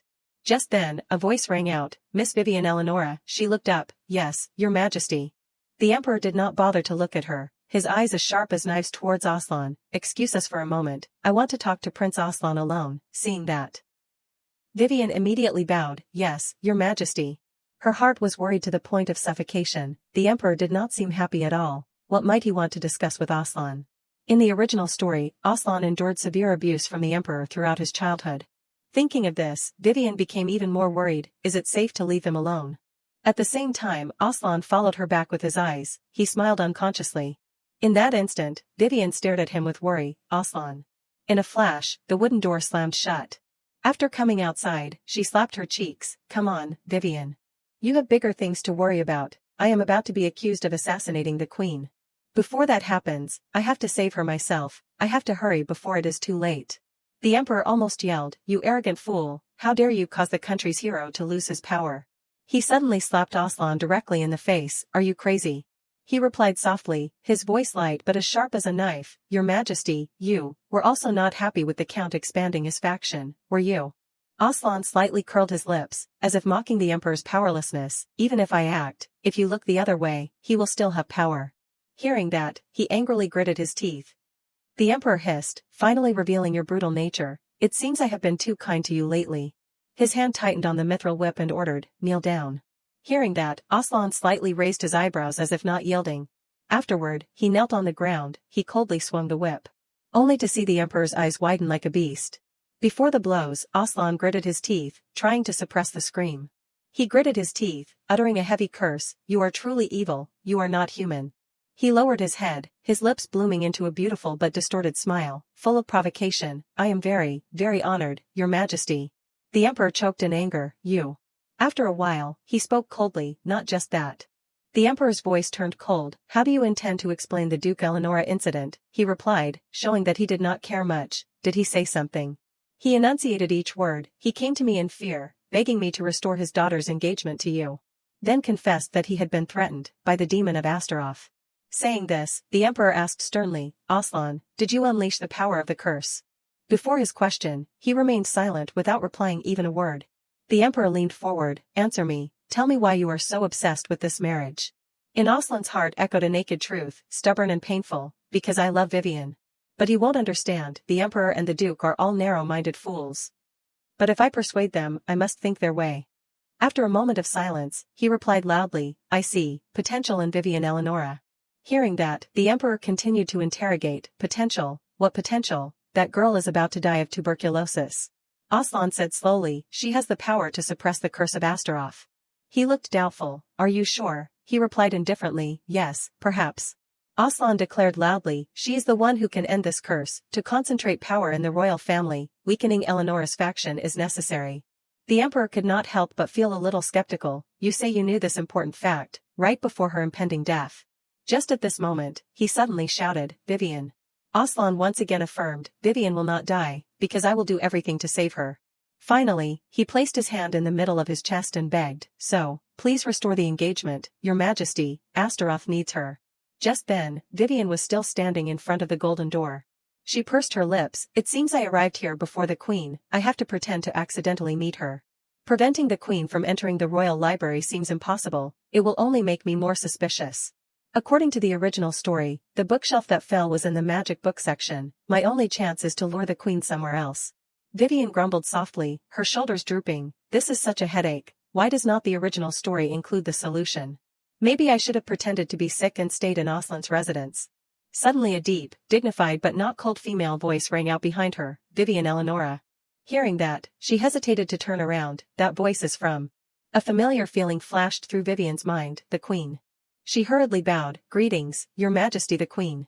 She slightly tilted her head to observe, her eyes deep. The queen faintly felt a little sorry, she looked weaker than when they first met. And her face was full of worry, clearly her health was not good at all. Why is Johannes paying attention to a young lady like that at this time? The queen spoke first, are you coming to the library? Feel free to go in. Vivian smiled awkwardly, your majesty. She did not forget to remind, if you are here to find magic books, please be careful. She looked skeptical, why is that? Vivian swallowed, her inner self almost screaming, because the original story said so, but I can't say that to her. I know outdated knowledge is the cause, but with my limited power, I can't find evidence to prove it. Thinking of this, she came up with a last resort, so I will make up a reason. After a moment of silence, Vivian slowly spoke, I once heard that accidents often happen in places with magic books, because of leftover magic, that is why I gave you a warning, your majesty. Just then, a voice suddenly rang out, she said accidents. The head librarian interjected, there has never been such an accident in the royal library since it opened. He continued rambling, the only way I can see it is if someone set a trap. Vivian narrowed her eyes slightly, what is with this tone? Seeing that, she hurriedly explained, I am just looking out for your majesty's safety, the queen bluntly said, that is not necessary. She turned away coldly, I thank you for your concern, but that is not something you need to worry about. Seeing that, Vivian secretly shed tears, this is not easy at all. She unconsciously followed the queen's back with her eyes, a strange feeling rising in her heart. In the original story, the bookshelf suddenly fell, but it did not look bad enough to fall like that. So what exactly is the reason? Vivian's eyes were glued to the maid, what book are you looking for? She looked hesitant, forgive me, miss. The maid spoke cautiously, I am looking for the book that Her Majesty mentioned, but I am not familiar with advanced magical language, she thought to herself, me too. Immediately afterward, Vivian made a proposal, I will help you find the book, she politely replied, really, thank you. She cursed herself inwardly, Vivian, you are so stupid, you do not have time for this. Just then, Vivian's body suddenly stiffened as if electrocuted. Vivian stopped, her eyes stopped at the object in her hand, powder. Her scalp tingled, what is that, static electricity, or magic residue? The maid asked worriedly, Miss Vivian, are you okay? Vivian quickly put the book forward to hide the panic, yes, is this the book you are looking for? She lowered her voice, thank you very much, Miss Vivian. After finishing the task, the maid turned to leave. Vivian shook her hand slightly, she could not help but admire, what strong static electricity. Vivian suddenly widened her eyes, wait, this has happened before, has not it? The scene of Vivian and Aslan walking around the city was replayed. She suddenly flinched, he called worriedly, Vivian. Vivian could not help but feel a little confused, what is it? Aslan softly explained, it is a magic stone exploding, when magic power is transmitted into it, it will explode after a certain time. It is so strong that even people without magic power will feel a stinging pain when touching it. After speaking, he turned to look coldly, why did not you put up a warning sign? The shop owner looked flustered, I am sorry. Returning to reality, Vivian's heart pounded, magic stone. No, who could have brought it here? Over on this side, the queen interrogated coldly, where did you find it? The maid honestly confessed, Miss Vivian found it in that bookshelf over there. Seeing that, she immediately ordered, "All right, show me where." At the same time, the queen stepped closer to Vivian. She cast a wary eye toward the bookshelf. Could it be? Just then, a surge of spiritual power suddenly appeared. Realizing the dangerous situation, she immediately shouted, "Your Majesty, do not come over here." The queen looked puzzled. "Miss Vivian. What are you doing?" She looked up at the swaying bookshelf. From inside a partition, a crystal was revealed. Before that scene, the queen's body almost stiffened. At that moment, a series of objects kept falling down. Witnessing that scene, Vivian rushed over without thinking, "Your Majesty." Only to see her hug the queen tightly with her body. She was almost distraught before the horrific scene. After a while, the dust gradually dissipated. At the same time, Vivian scrambled to get up from the rubble. The maid screamed in horror, "Your Majesty." Over on this side, she asked worriedly, "Are you okay, Your Majesty?" The queen said weakly, "What just happened?" She looked over at the pile of books. The bookshelf suddenly fell. The maid beside her hastily suggested, "Your Majesty, I will call the royal physician right away, please wait." Just at this moment, the head librarian suddenly spoke, "Wait."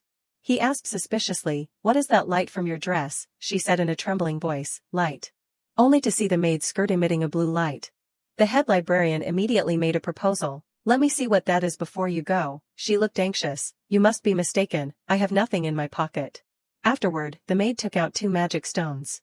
Vivian widened her eyes in surprise. Exploding magic stones. She pretended to be ignorant. "What are they doing here?" He suddenly changed his tone. "With all due respect, Your Majesty." The head librarian announced loudly, "I am afraid this is not a simple accident." Afterward, he coldly said, "Who dares to plot against Her Majesty with magic stones?" The maid frantically struggled, "Your Majesty, it was not me." Vivian looked over at the queen. All the attention was on the maid. "Meaning I do not have to worry about being blamed, right? But, if the maid is the culprit, why not run away?" There are too many things that do not add up to be dismissed so simply. Like the female lead in the original story, being wrongly accused in a strange way. Just at this moment, she suddenly ordered, "Take her to the torture chamber." Hearing that, Vivian hurriedly interjected, "Wait, if possible, I have something to say first." The queen turned around coldly, "What is it?" Vivian replied slowly, "Handling exploding magic stones so precisely requires proficiency in magic." She looked sternly at her while affirming, "But that maid has no knowledge of magical language."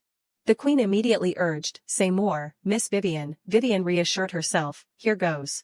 After a moment of silence, she truthfully recounted, "That maid told me that she had difficulty finding magic books because she was not familiar with advanced magical language." Vivian continued to add, "But when I looked at the title on the paper, it was so simple that even I could recognize it." Saying this, she once again affirmed, "Someone who can't even understand the difference between basic and advanced language would never be able to touch magic stones like this." The head librarian suddenly interjected, "Miss Vivian." He put on a suspicious expression, "How are you sure she is not acting? Even if what you say is true, then why were the magic stones in her pocket?" Faced with the questioning, Vivian replied calmly, "I do not know either." Not stopping there, she could not help but feel a little skeptical, but is not it too strange? Why did not she run away but ran straight to the queen, especially when there was clear evidence on her person? The head librarian's face stiffened. Vivian's eyes were fixed on him. Is he the real culprit? Because managing magic books requires proficiency in magic, he is the only one who fits that description. But if I jump straight to the conclusion of accusing him, it won't solve anything. It will only cause more trouble for me. I need to approach more carefully. After a while, she brought the stone closer and made a proposal. What really needs to be investigated is the fragments of the magic stone that caused the bookshelf to fall. Vivian slowly explained, "If we can trace the traces from this leftover magic, we can find the person who harmed the queen." Hearing that, the head librarian asked suspiciously, "How do you intend to do that?" She calmly replied, "A simple method." Vivian slowly approached the maid. "If someone who is not the owner of the magic power from this exploding magic stone touches it, this kind of resistance reaction will occur. In other words, if the culprit touches it, there will be no reaction." He curled his lips and smiled, "Quite impressive. When using magic stones, the magic power will dissipate in a few minutes. Like that, we do not have enough time to find the culprit." Immediately, Vivian interrupted. She replied loudly, "Exactly." She stepped closer to the head librarian. "The culprit is very proficient in magic, and also has the same thought." Vivian suddenly brought out the fragments. "That is why he did not bother to collect these fragments." She looked directly into his eyes and smiled. "Isn't that right, head librarian?" The head librarian looked dissatisfied. "Are you suspecting me?" Vivian chuckled softly. "No, I did not say I am suspecting. Saying that, she suddenly grabbed his hand tightly. The head librarian screamed in horror, "What are you doing?" Only to see the magic stone hardly react on his hand. The stone did not waver even once. Seeing that, Vivian smiled faintly, "I am sure." The group immediately buzzed, the magic did not react, so that means. The head librarian could not help but feel a little surprised. "You seem to know quite a bit about magic, Miss Vivian." She looked modest. I do not know that much." Vivian hesitated to explain, "I just picked up a few things while listening and observing Grand Duke Astaroth." He breathed softly, "I see, I did not expect this." Then the head librarian laughed heartily, "I clearly underestimated you." After a long time, the group of maids worked hard to clean the bookstore. Over on this side, Vivian asked worriedly, "Your Majesty, are you okay?" The queen frowned slightly, "Miss Vivian," her heart could not help but panic, "Crap, she looks annoyed. Did I go too far?" I accused the head librarian of the royal palace of an extremely heinous crime. "I was too reckless, I should have kept my mouth shut until I left the royal palace." She suddenly asked a question, "Miss Vivian, why are you here?" The queen spoke authoritatively, "I heard you came with Aslan today." She quickly replied, "His Majesty was worried about my health, so he allowed me to come early." She put on a look of pity, being someone facing a terminal illness, her remaining time must be very precious. But, the sight of Vivian shielding her with her body was very clear. The queen suddenly ordered, "Raise your head, Miss Vivian." She suddenly changed her tone, "I will continue to observe you." Hearing that, she put on a dazed expression. Vivian's heart was slightly confused, "Observe, me." In that instant, she unconsciously imagined, the queen said coldly, "I will observe whether you behave properly or not." Vivian unconsciously felt a chill, "Now I have two people monitoring me, first Aslan, now the queen." She hurriedly reassured herself, "Impossible, I am imagining too much, right?" In another development, the sound of footsteps echoed. Only to see Aslan and two guards moving. He suddenly stopped, hugging his chest tightly. One person spoke, "I thought I smelled blood somewhere." Johannes smirked, "As expected, it is you, Aslan." Aslan slightly raised his eyebrows, he said in a heavy voice, "Johannes." Seeing that, he just smiled, his eyes shining clearly. Johannes looked pained, "Really, now, I am so hurt, we meet again after a long time, and you greet me with that scary look, what do you want?" Then he smiled faintly, "Nothing, I am just simply concerned, what kind of brother would turn a blind eye?" Johannes pointed at his chest, "When his younger brother is bleeding so much." He emphasized each word heavily, "You brought this mess on yourself for using the curse recklessly, and now you shamelessly push the consequences onto others." Johannes asked sternly, "How far do you intend to disgrace the royal family?" Hearing that, Aslan laughed softly, "You have no right to speak, Johannes, pushing the dirty work onto others is your hallmark, is not it? Don't change the subject, Aslan." He angrily roared, "I am really asking you." Just then, Vivian's voice rang out, "Greetings, Crown Prince Johannes." Johannes immediately reacted, "Miss Vivian." She quickly observed Aslan, "I had a bad feeling so I rushed over, but Aslan looks even worse than before, something must have happened." Johannes smiled at her, gentle but cold, "Long time no see, Miss Vivian, do you feel better now?" She politely replied, "Yes." He pretended to sigh in relief, "I am so glad to hear that, I could not feel at ease, because the last time we said goodbye was like that." Vivian complained inwardly, "And whose fault is that?" Immediately afterward, Johannes made a proposal, "If you are done with your work, why do not you come to my palace? This time, I will welcome you warmly." Aslan coldly interrupted, "No, thank you." He immediately questioned, "I am asking Miss Vivian." He calmly replied, "Vivian is too considerate to refuse an offer, even if she knows she can't." Over on this side, she thought to herself, "I should separate these two first." Vivian lowered her head, as calm as possible, "Excuse me, but I still have things to do today. If you invite me another time, I will gladly accept." Hearing that, Johannes sighed, "What a pity, then next time I should send you a formal invitation." She replied gently, "Thank you, Your Highness." Johannes stopped, he suddenly called, "But, Miss Vivian." Then Johannes looked serious, "It seems you have been getting along quite well with Alan lately." Not stopping there, he continued, "If so, are you aware of Aslan's true nature?" His face twitched slightly, his eyes narrowed. At the same time, Vivian widened her eyes to look at Johannes. She could not help but feel a little confused, why would he ask me that? Has he somehow discovered that I know about the curse? That is right, I need to say something, but my mind is completely blank. Seeing her reaction, he curled his lips and smiled. After a while, Johannes chuckled, "I am just simply thinking about what we will discuss during tea time. Do not you think your fiancé's childhood would be an interesting topic?" Saying that, he turned around and walked away, "Until next time, Miss Vivian." Meanwhile, Vivian cursed inwardly, Johannes, you cunning bastard. He has planned to drag me to hell from the front. To him it may be fun as a game, but to me it is a matter of life and death. One wrong move, and Aslan will kill me. Just at this moment, Aslan suddenly approached Vivian. She turned to smile awkwardly. The crown prince is quite mischievous, is not he? Right, Aslan suddenly leaned on Vivian's shoulder.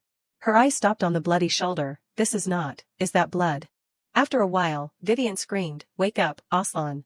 Only to see the blood stain his chest red. She could not help but feel a little dissatisfied. Good heavens, how can you do this to people? Aslan said weakly, it is okay, I am used to it now. Vivian frowned slightly, so the bad feeling I felt earlier was real. I can't stop feeling guilty. Now, I should do what I can do. Then she made a proposal. Take off your clothes, Aslan. He exclaimed in surprise. Huh, Vivian explained with dissatisfaction. I have to give you first aid and change your clothes. She did not forget to reassure. Don't worry, I won't call anyone else. Then Aslan calmly proposed. Then why do not you take them off for me? Vivian almost screamed. Me.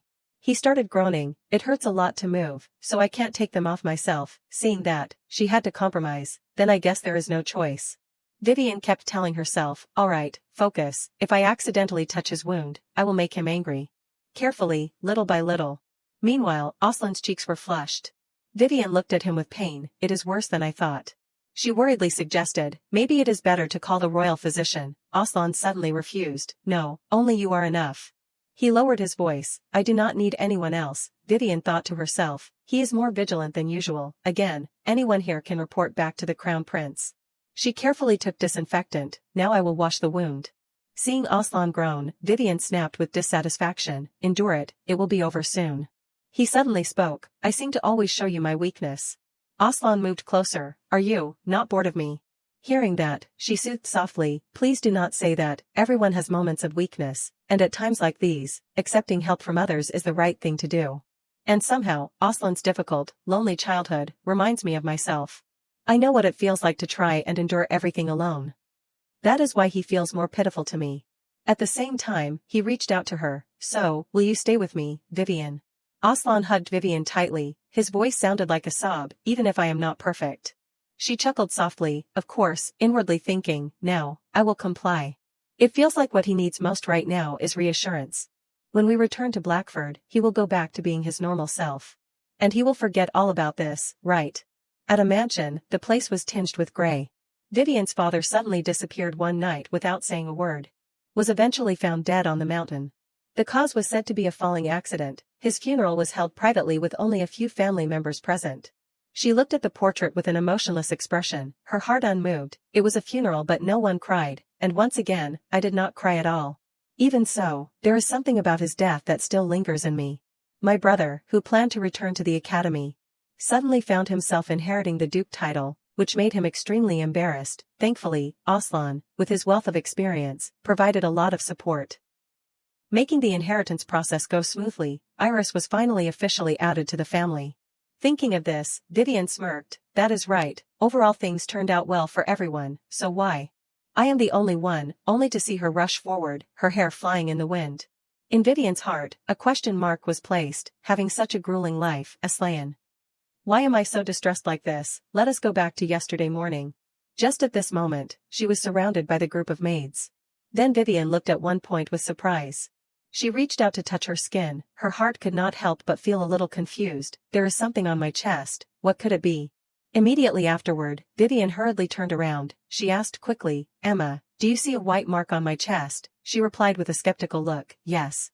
Seeing that, Vivian quickly signaled, look closely. On the left side, Emma suddenly changed her attitude. She looked annoyed. I do not see anything. Can you pull up your dress? Hearing that, Vivian's face fell. She reassured herself, maybe it is too faint for Emma to see, but why do I have this? There is a similar mark in the novel, but the color and shape are different from mine. It is so dark that the female lead has to wear dresses that cover her chest. Mine actually looks more like the one on Aslan in the cave. Thinking of this, Vivian could not hide her curiosity. Does Aslan know about this mark? And it would not change anything if he knew. I can't ask directly about something so suspicious, right? But I am here again, appearing with these silly thoughts in my head. Honestly, just then a voice rang out through the crack in the door. I believe the key is to keep quiet. Vivian immediately put her ear close to the door to eavesdrop. Dylan's voice transmitted. Yes, our cameras are also keeping an eye on those outside who are trying to approach. Inside, Aslan reminded sternly, be more thorough, Dylan, he replied softly, then asked in confusion, understood, but, are you really going to do that? Aslan did not answer, he turned away. Dylan continued to add, I understand your intentions but it is very risky. He lowered his voice trembling slightly, in the worst-case scenario, the lady could die. Just at this moment, a sound rang out. Dylan turned around vigilantly, wait. He quickly walked towards the door and shouted loudly, someone there.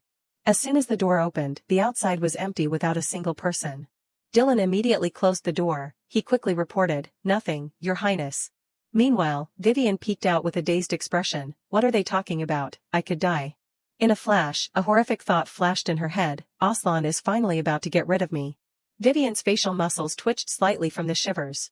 She could not help but feel a little dissatisfied. I did not show kindness to him and expect to get anything in return. But how can he forget all the things I have done for him? Then Vivian closed her eyes tightly, her mouth pursed. In that instant, her chest suddenly throbbed. I thought we had gotten a little closer at the mansion, but I was too naive. Meaning I will have to deal with this five-pointed star without Aslan knowing. Is there really no other way besides finding him? Jesus, the Archmage in the original story. He is the leader of a mage guild, and the one who helped the female lead awaken her power. She focused on thinking, maybe he knows something about this five-pointed star. He is a mysterious person who is hard to find, but I already know the location, thanks to the original story. Thinking that, Vivian immediately made a plan. Getting to him is not the problem, I just need to wait for an opportunity to sneak out alone. The next day, Aslan stood properly on the stone ground. Beside her, Vivian thought to herself, of course, there is no way he will let me go out on my own. Just a normal outing, right? He is wearing his military uniform, carrying a sword, and that scary look on his face. Aslan suddenly spoke, the corners of his mouth slightly curved. I have reserved the entire place we are going to today, so no one will bother us, Vivian. However, Vivian's heart was not at peace. She shuddered unconsciously. That is what every murderer says. Anyway, I guess the small ray of hope is. I am close to Jesus's guild. An opportunity like this won't come again. I need to get away from him quickly. After a moment of hesitation, Vivian bravely spoke her mind. Aslan, I see a store I want to stop by. Would you mind if I go alone? As expected, Aslan immediately refused. It is not safe for you to go alone. Let us go together. Vivian pretended to be embarrassed. She mumbled in her throat, but, it is a little embarrassing to go with a man. Before his frozen face, Vivian said bluntly, it is a lingerie store, you see. Hearing that, Aslan immediately compromised. It seems I was not very considerate. Go ahead, Vivian, she happily giggled, really. Saying that, Vivian turned and ran. Then I will meet you at the restaurant in 20 minutes. He called out helplessly, wait, Vivian, what about the maids? A few seconds later, Aslan was still frozen. He stared blankly at the emptiness in front of him. She is gone. In another development, at an antique booth. Just then, Vivian crouched down, panting, I am here. She looked up at the sign, silently affirming, the sign has a jade green color, like in the original, there is no mistake, Jesus must be inside. As soon as Vivian's hand touched the doorknob, she kept reassuring herself, alright, calm down. A creaking sound rang out, Vivian's eyes lit up. She looked around the room. At first glance, there was nothing remarkable in here. But, just then a figure slowly moved towards Vivian. Her face turned serious. This is a mage guild, where illusion has become an instinct. Anyone who judges by appearances is fooled. Just then, Jesus suddenly appeared. He asked with goodwill, this is not a place for a respectable lady like you. Are you lost? Then Jesus looked directly into her eyes, his mouth curving into a sinister smile. Seeing him, Vivian unconsciously smiled, so I have come to the right place. In that instant, an image appeared clearly in her mind. It is Jesus. Returning to Jesus, he still maintained his friendly expression. Seeing that Vivian did not reply, Jesus repeated the question once again, are you lost? At the same time, she began to have an idea, no doubt, this is Jesus, he is disguised now. But I know how to reveal him. By singing, the lullaby of the empire. After a while, Vivian sang with a clear voice like water, it is said that demons appear on the night of the red moon. Meanwhile, the corners of Jesus's mouth unconsciously curved up. He excitedly continued, that is right, so no matter what you do not open your eyes. Suddenly a surge of spiritual power slammed towards Vivian. Just then, Jesus suddenly changed his tone, you are not a mage. He appeared with a new appearance, his voice cold, so what brought you here? She looked at Jesus with suspicion, we are suddenly in another place, is this the ability of an archmage? Vivian quickly replied without thinking, I want you to look at the magic circle on my body. He repeated with a look of suspicion, magic circle, but I can't feel anything. In a flash, Jesus's face changed. He looked at her with concern. What kind of mind-altering magic is this? Seeing Jesus's reaction, Vivian asked worriedly, is it that bad? He stepped closer. It is worse than bad. Jesus approached from some time. He stared at Vivian while saying loudly, it is very powerful dark magic. Jesus's eyes shifted to her chest, so powerful that when activated, it will kill you by shattering your heart. Saying that, he narrowed his eyes. You do not seem surprised at all. Usually news like this would make people excited. Contrary to her appearance, Vivian's inner self was almost screaming. I am very flustered inside, she said wearily, because an archmage like you would know the solution. Hearing that, Jesus chuckled softly, you are quite perceptive. Fortunately, I have two good news. He raised his finger in the air and signaled, first, your magic circle is not yet complete. Dark magic circles are always dark red, but yours is not. Saying that, Jesus emphasized each word heavily, if I break the structure first, then we can solve the problem. Vivian quickly replied, I understand, then please hurry. Suddenly he put his fingertips in front of her. His voice sounded like a call from the underworld. Second. Jesus frowned. He continued to add, that magic circle is suppressing your tuberculosis. Dark magic is already very possessive, and it hates its target dying from causes other than itself. He smirked casually, you have the choice of either dying from tuberculosis or from that dark magic. Over on this side, Vivian looked dissatisfied. Hello.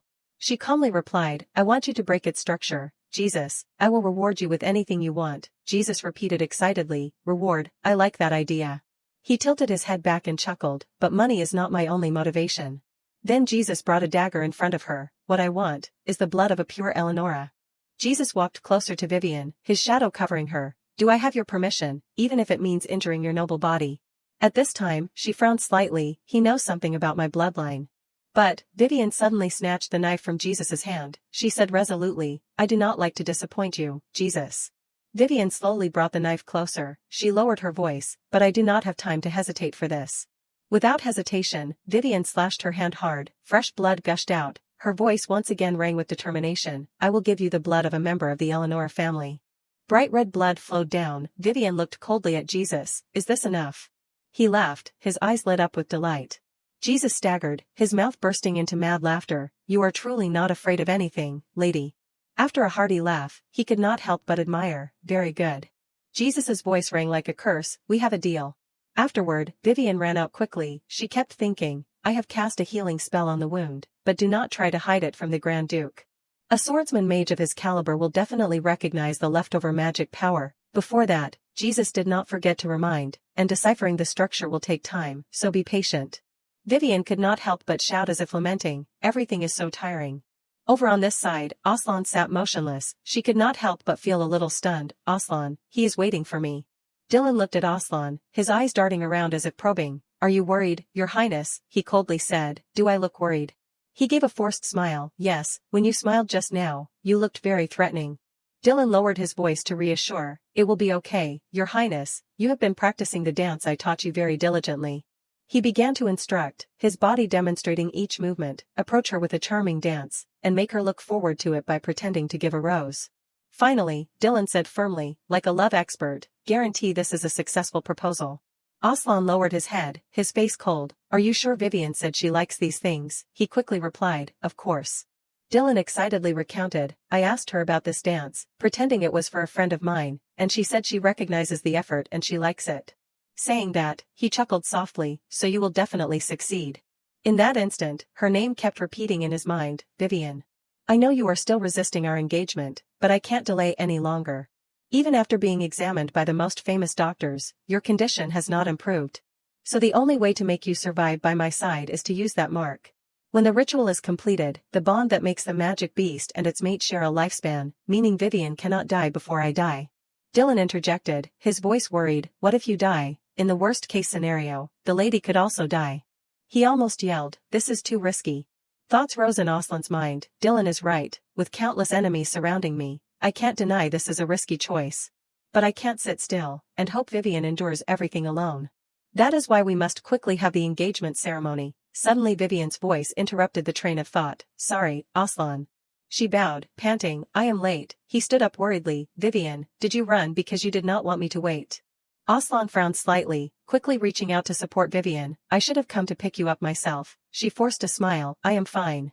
He looked directly into Vivian's eyes. No, you are not. Now sit down and rest. Just at this moment, Aslan's eyes stopped on her bandaged hand. He could not help but feel a little suspicious. What is this wound, Vivian? It faintly emanates magic power. Vivian swallowed hard, he noticed right away. I need to make up a reason, she began to tell, trying to keep her voice natural. Something happened on the way here. A woman stopped me and asked me for help. Vivian looked serious. In the process, I was slightly injured, and she healed me with magic. Aslan was still suspicious, his face darkened. What happened? She continued to tell, trying to make the story funny. That is right, she said someone was flirting with her with a terrible dance and asked me to help her escape. Saying that, Vivian clicked her tongue in disapproval. It was so awful. He came up, shrugging and dancing, then pretended to give her a rose before stepping aside. It was extremely bizarre. Saying that, she could not help but laugh. Don't you feel sorry for her? If it was me, I would have run away. Just at this moment, Aslan lowered his voice. Vivian, she smiled awkwardly. Yes. His eyes locked on Vivian, his body pressed close. Tell me the truth. The entire space almost fell into a state of stillness. Vivian continued her act. She chuckled. Of course I am telling the truth. Seeing that, Aslan's face relaxed a bit, he replied softly, is that so? I understand. Aslan turned to one side. I will go inside and tell them to bring out the food. Vivian breathed a sigh of relief. Great, it worked. She could not help but feel a little confused. But Aslan, why was Dylan dragged away? He replied calmly, just some work. Contrary to her worries, the outing with Aslan ended with a surprisingly peaceful meal. And before I had time to breathe, a new wind began to blow. The summer hunting trip, organized by His Highness the Crown Prince, will take place in a few days in the sacred forest. The presence of the two of you is a joy for the royal family. And we are very much looking forward to that day. Her hand tightened on the paper, her inner self screamed, Johannes. Vivian closed her eyes tightly, her heart filled with resentment. The sacred forest, finally the Crown Prince is doing it.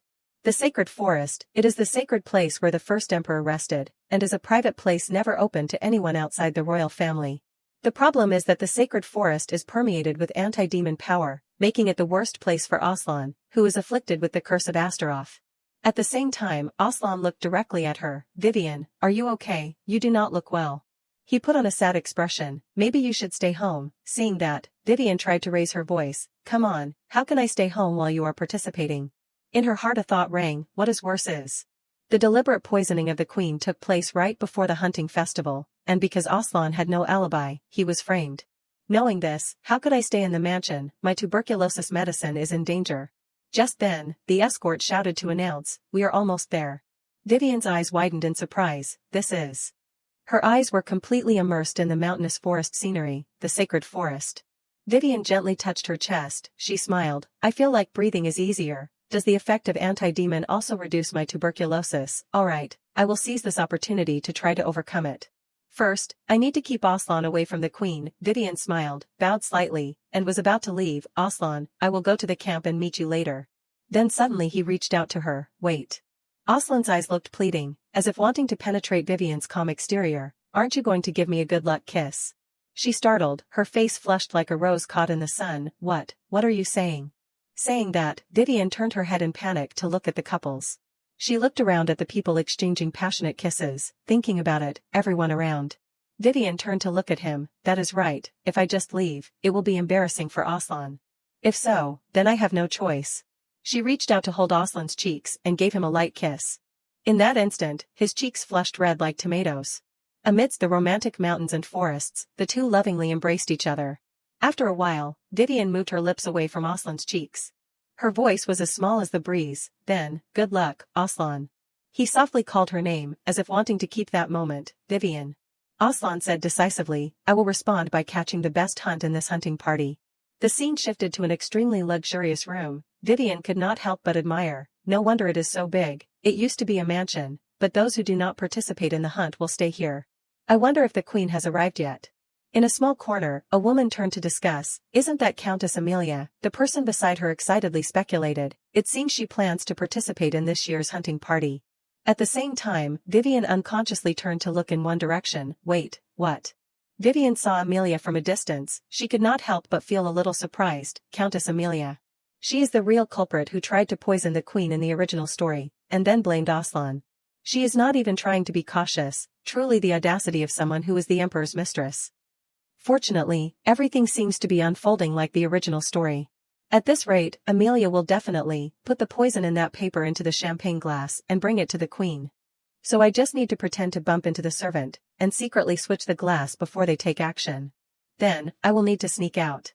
Just at this moment, a piercing scream rang out, Her Majesty the Queen, His Highness the Crown Prince has arrived. She immediately turned around to look behind, they are here. The Queen narrowed her eyes to look at Vivian, We meet again, Miss Vivian. Seeing that, she immediately lowered herself, Greetings, Your Majesty and His Highness. Johannes stepped forward, Are you well, Miss Vivian? Meanwhile, Vivian felt slightly uneasy, How strange, I can't believe the Queen approached me first. She asked curiously, Are you also participating in this year's hunting party? She lowered her voice, replying respectfully, Yes, but today I plan to stay here. Hearing that, Johannes once again interrupted, That is great. Vivian reacted with a dazed expression, Yes. He said calmly, Coincidentally, my mother's servants have gone to participate in the hunting party today. If you replace them to be by my mother's side, I will be very relieved. Vivian turned around, she bowed respectfully, Although I am still lacking, I will do my best today. At the same time, the Queen stared at Vivian, she looked slightly awkward, Is there something on my face? After a while, she waved her hand to signal, You do not look well again, I have already called the royal physician, so please allow him to examine you, examine me. Vivian placed a big question mark, Why does she want him to examine me? The Queen's meaningful reminder suddenly echoed in Vivian's head, I will continue to observe you. She unconsciously felt a chill down her spine, could it be? She called the doctor to see when Aslan's fiancé will die, because the time is lasting longer than she thought. Now that I think about it, the female lead was extremely humiliated by the Queen in this very place, will something terrible happen to? At the same time, Pablo carefully brought the stethoscope to Vivian, his voice rang low, My name is Pablo, I will examine you today, now if possible I will listen to your lungs. She tried to resist inwardly, No, I can't. Vivian quickly shifted her gaze, Wait, what is Amelia doing? Her servant is coming here. At this rate, switching the glasses is impossible. On one side, the royal physician is targeting me, and on the other side, the servant is approaching the Queen, I am really in big trouble. The more Vivian thought, the more confused she became, What should I do? Think, Vivian, there has to be a way to escape this. In that instant, her body almost stiffened. After a moment of silence, Pablo's voice rang out again, Miss Vivian. She carefully looked at his chest, Can I use this? I will try it. Without hesitation Vivian reached out to take the sharp metal piece, she sternly questioned, What is the sharp tweezers for? Pablo hastily explained, It is just a medical instrument used to examine the respiratory system. Vivian smiled faintly, So you plan to use this to poke my nose? Seeing that, he still tried to explain, It may be uncomfortable but it won't hurt, she said coldly, I refuse, what if they injure me? Vivian quickly glanced around. Good, I am attracting everyone's attention, let us play the villainous act. I can't stop the poisoning myself, I will let someone else do it. Vivian shouted loudly, her voice echoing throughout the hall, Over there, a maid startled, Yes, did you call me? She brought the tweezers closer to the maid with a serious expression as if handing over contraband, Yes, you, hold these tweezers for a moment. She trembled slightly, Miss Vivian, I have to bring this glass of wine to the Queen, Vivian said in an authoritative voice, Just for a moment, I just need to check if these tweezers are harmful to me. Saying that, she chuckled softly, With this thing, my brother had it made for me, and it has the ability to determine whether there is anything harmful to me in the surrounding area. A nobleman whispered, trying to cover his mouth, It is the villainess of Eleonora. The person beside her looked disapproving, It has been a long time since she caused trouble. But here she goes again. Vivian shrugged slightly, her lips curved into a provocative smile, Everyone sees it, right, I am not touching the wine glass. After a while, she brought out a crystal and urged, Check it out. The maid panicked when she felt everyone's gaze on her, she shouted, Please let me go. At the same time, Johannes's eyes stopped on her. The entire hall began to panic, whispers rang out, What just happened? Pablo looked at Vivian with horrified eyes, That, impossible. One of them hesitantly spoke, That item has turned black, so that means there is something wrong with that tweezer. He tried to explain, Impossible, there must be some misunderstanding. Vivian turned around coldly, Misunderstanding. Before her probing eyes, Pablo said strongly, You said it determines everything that can harm you in the surrounding area, right, so maybe it is not reacting to my tweezer.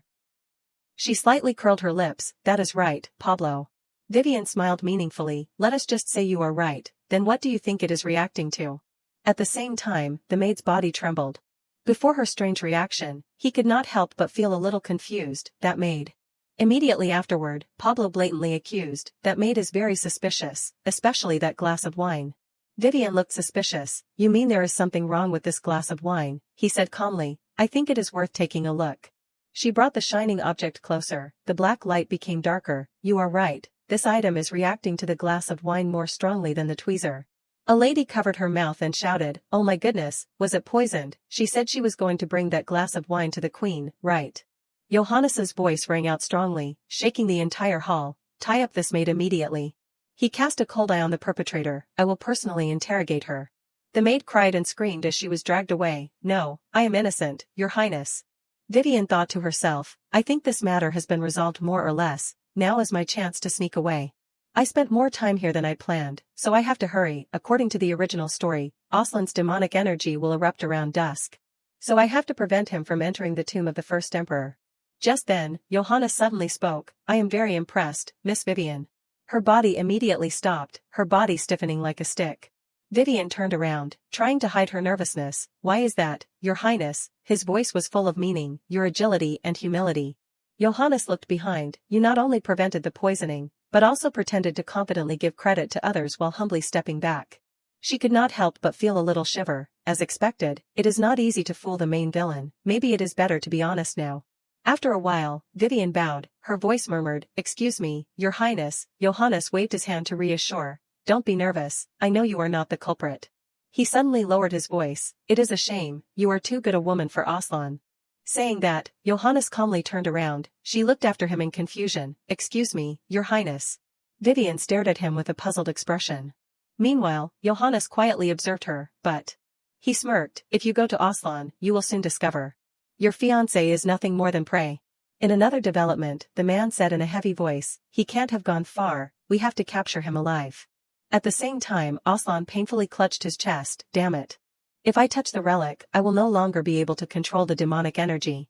I had prepared carefully for the sacred forest and the consequences of anti-magic, but I never imagined they would go so far as to use the sword of the first emperor, a relic, to strike me. You crave to capture me that much, Johannes. Afterward, he could not help but groan, I can't. Aslan's body collapsed to the ground, he wiped his mouth with his hand. His breath was heavy as if wanting to burst into a roar. I can't go any further, I need to rest. Aslan swept his eyes along the trampled earth, his animal instincts sounded a warning. There are trail marks, a road leading deep into the forest. To the tomb of the first emperor, only allowed to enter by the direct line of the royal family. If I lose to them, then the only way is to go inside the tomb, but... I can't withstand the anti-magic force in the tomb, I will have to roam around in beast form for a long time. Suddenly Aslan stopped, her name rang out again, Vivian. I am sorry, I was planning to come back to you sooner, but it seems... He looked desperately into the void, I have to delay it. After a while, only to see footprints all over the ground. At the same time, Vivian pulled the horse's reins hard. She looked ahead, her face gradually showing undisguised anxiety. The sun is about to set, but there is no sign of Aslan. If everything goes according to the original story, Aslan will lose control of his demonic energy because of Johannes's trap. And he will turn into a black lion in front of his loyal subordinates. Then he will have no choice but to eliminate them. I must do everything I can to prevent this tragedy. Just then, Vivian put on a panicked expression. She hastily tightened the reins, the horse stopped immediately. Vivian's eyes followed the deep hoof prints in the mud, they were fading, but there were clearly traces of animals and humans. But this path leads directly to the tomb of the first emperor. His name came out like a plea, Aslan. The scene shifted to the deepest part of the forest. At the tomb of the first emperor. She thought to herself, if Aslan is here, he must have transformed into beast form and lost his mind. Vivian kept telling herself, I should be careful. Then she unconsciously turned around to look behind. Vivian looked at the thick bushes with confusion. What is that sound? From inside two bright red eyes glowed. Before the sudden scene, she put on a stiff expression. Then suddenly Aslan roared, his body pouncing quickly towards Vivian. Immediately afterward, a scream rang out shrilly. Vivian opened her mouth to groan, standing still like a statue. Am I really about to be eaten alive? After a moment of silence, she dazedly opened her eyes. At this time Aslan stood silently beside Vivian. Immediately afterward, he lay down on the ground. Vivian looked at the giant lion tilting its head, blinking like a kitten, her eyes changed from panic to daze. What is he doing? Is it a ritual before eating? Although it looks no different from showing off cuteness. That is right, Vivian's special wild beast taming skill must have been activated. She laughed softly, breathing a sigh of relief as if just rescued from the jaws of death. I am alive. Applause for Vivian. In a flash, dark clouds gathered and covered the sky. Suddenly raindrops fell straight on Vivian's head. She groaned unconsciously. It is so cold. Vivian looked up at the sky. It is raining. So what should I do? The sun is about to set, and the air will be colder. Aslan suddenly gnawed at Vivian's clothes. She looked at him curiously. What is wrong? Vivian tilted her head to look at the door. You want to go in there? No way, only direct descendants of the royal family can enter. She thought to herself, it seems like he wants to take shelter from the rain, but the divine power here is too strong, it could harm him. We should find a place. Suddenly Aslan rushed past Vivian. She shouted in a heavy voice, hey, my sword. Vivian could not help but admire. Honestly, this giant lion is extremely stubborn. She ran after him. There is no time to joke around. Seeing that, Vivian had to compromise. Alright, but we have to get out of here right away. Inside, flames kept burning in the air. Vivian looked at the flames. She unconsciously smiled. Here it is. She did not forget to remind, fortunately I brought a torch. It is very dark, so stand close to me. Then Vivian looked back at him in surprise. Aslan. She asked worriedly, what is wrong? Are you getting angry, or is it? Vivian almost screamed, oh my goodness, you are bleeding so much. Her eyes clearly showed worry. His condition is so bad that he is bleeding. Even if Aslan insisted, I should not have come here. Vivian gently stroked him. I am sorry, it seems we should leave. Can you move? You can lean on me if you need. She moved closer while hugging Aslan. It is okay. In a flash, his eyes lit up. Aslan suddenly rushed forward. Vivian's thigh suddenly bled. Seeing that, he immediately reacted, his eyes shining brightly. At the same time, she stared dazedly at Aslan. Black lion. Vivian smirked. Because of this, it is okay, I can heal with magic. She reassured him once again, so do not be afraid, I am fine. Hearing that, Aslan slowly moved towards Vivian. She reached out to him, come a little closer. Vivian's eyes gradually shifted to a look of confusion. She called his name in horror. Black lion, Aslan is going crazy. Before the beast that was gradually approaching, Vivian said in a trembling voice, Black lion. At the same time, Aslan's inner self began to come alive. He frantically resisted. No. I will hurt Vivian again. Only to see his claws constantly scratching on the ground. Immediately afterward, Aslan turned and ran away. She reached out to him. Wait, come back. Vivian immediately followed. She could not help but feel a little worried. He is going straight to the tomb. Is he panicking? In that instant, her inner self frantically shouted his name, Aslan. Over on this side, the group of people had been waiting since some time. At a room with a very majestic wooden door. At the same time, Vivian burst into the room. She shouted, Lion. In that instant, Vivian's face stiffened, her eyes widened. She thought to herself, how strange, I did not feel anything when I was outside. So why do I suddenly feel uncomfortable? Vivian's eyes stopped on the symbol pattern, moreover. The symbol on the ceiling of the tomb. She looked around the room, the Eleanora family symbol. The sword that defeated the demon, the symbol of the Eleanora family. Awarded as a mark of honor to the founder, who was a companion to the first emperor. She was the only one who believed in the emperor and fought alongside him, seeing this symbol on the tomb. Vivian placed her hand in the middle of her chest. She kept thinking, I wonder if the emperor wanted to be next to his friend, even in death. She tightened her hem. Her heart could not help but feel a little confused. Why is my chest so tight? It is not the tuberculosis acting up. Do I feel discouraged because I am standing before someone else's grave? Just then, Aslan suddenly appeared. He slowly moved towards Vivian. Seeing that, she smiled happily. It is you. I am glad you came back. It is too stuffy here. Vivian staggered while enthusiastically persuading, let us get out of here, lion, or I will leave on my own. Then suddenly her face turned to a look of surprise, muttering, wait. Only to see Aslan rush towards the group of people. Just then, the man shouted in a heavy voice, capture that black lion alive. Vivian turned to look behind, her eyes widened, her heart beat fast, her body tensed like a bowstring. What is happening? They want to capture Aslan alive. Are they Johannes's people? They have been following me all along, Aslan realized, and saved me. She kept repeating in her subconscious, again, like the incident in the cave. Vivian's hand quickly placed on the hilt of the sword, but if there is a difference.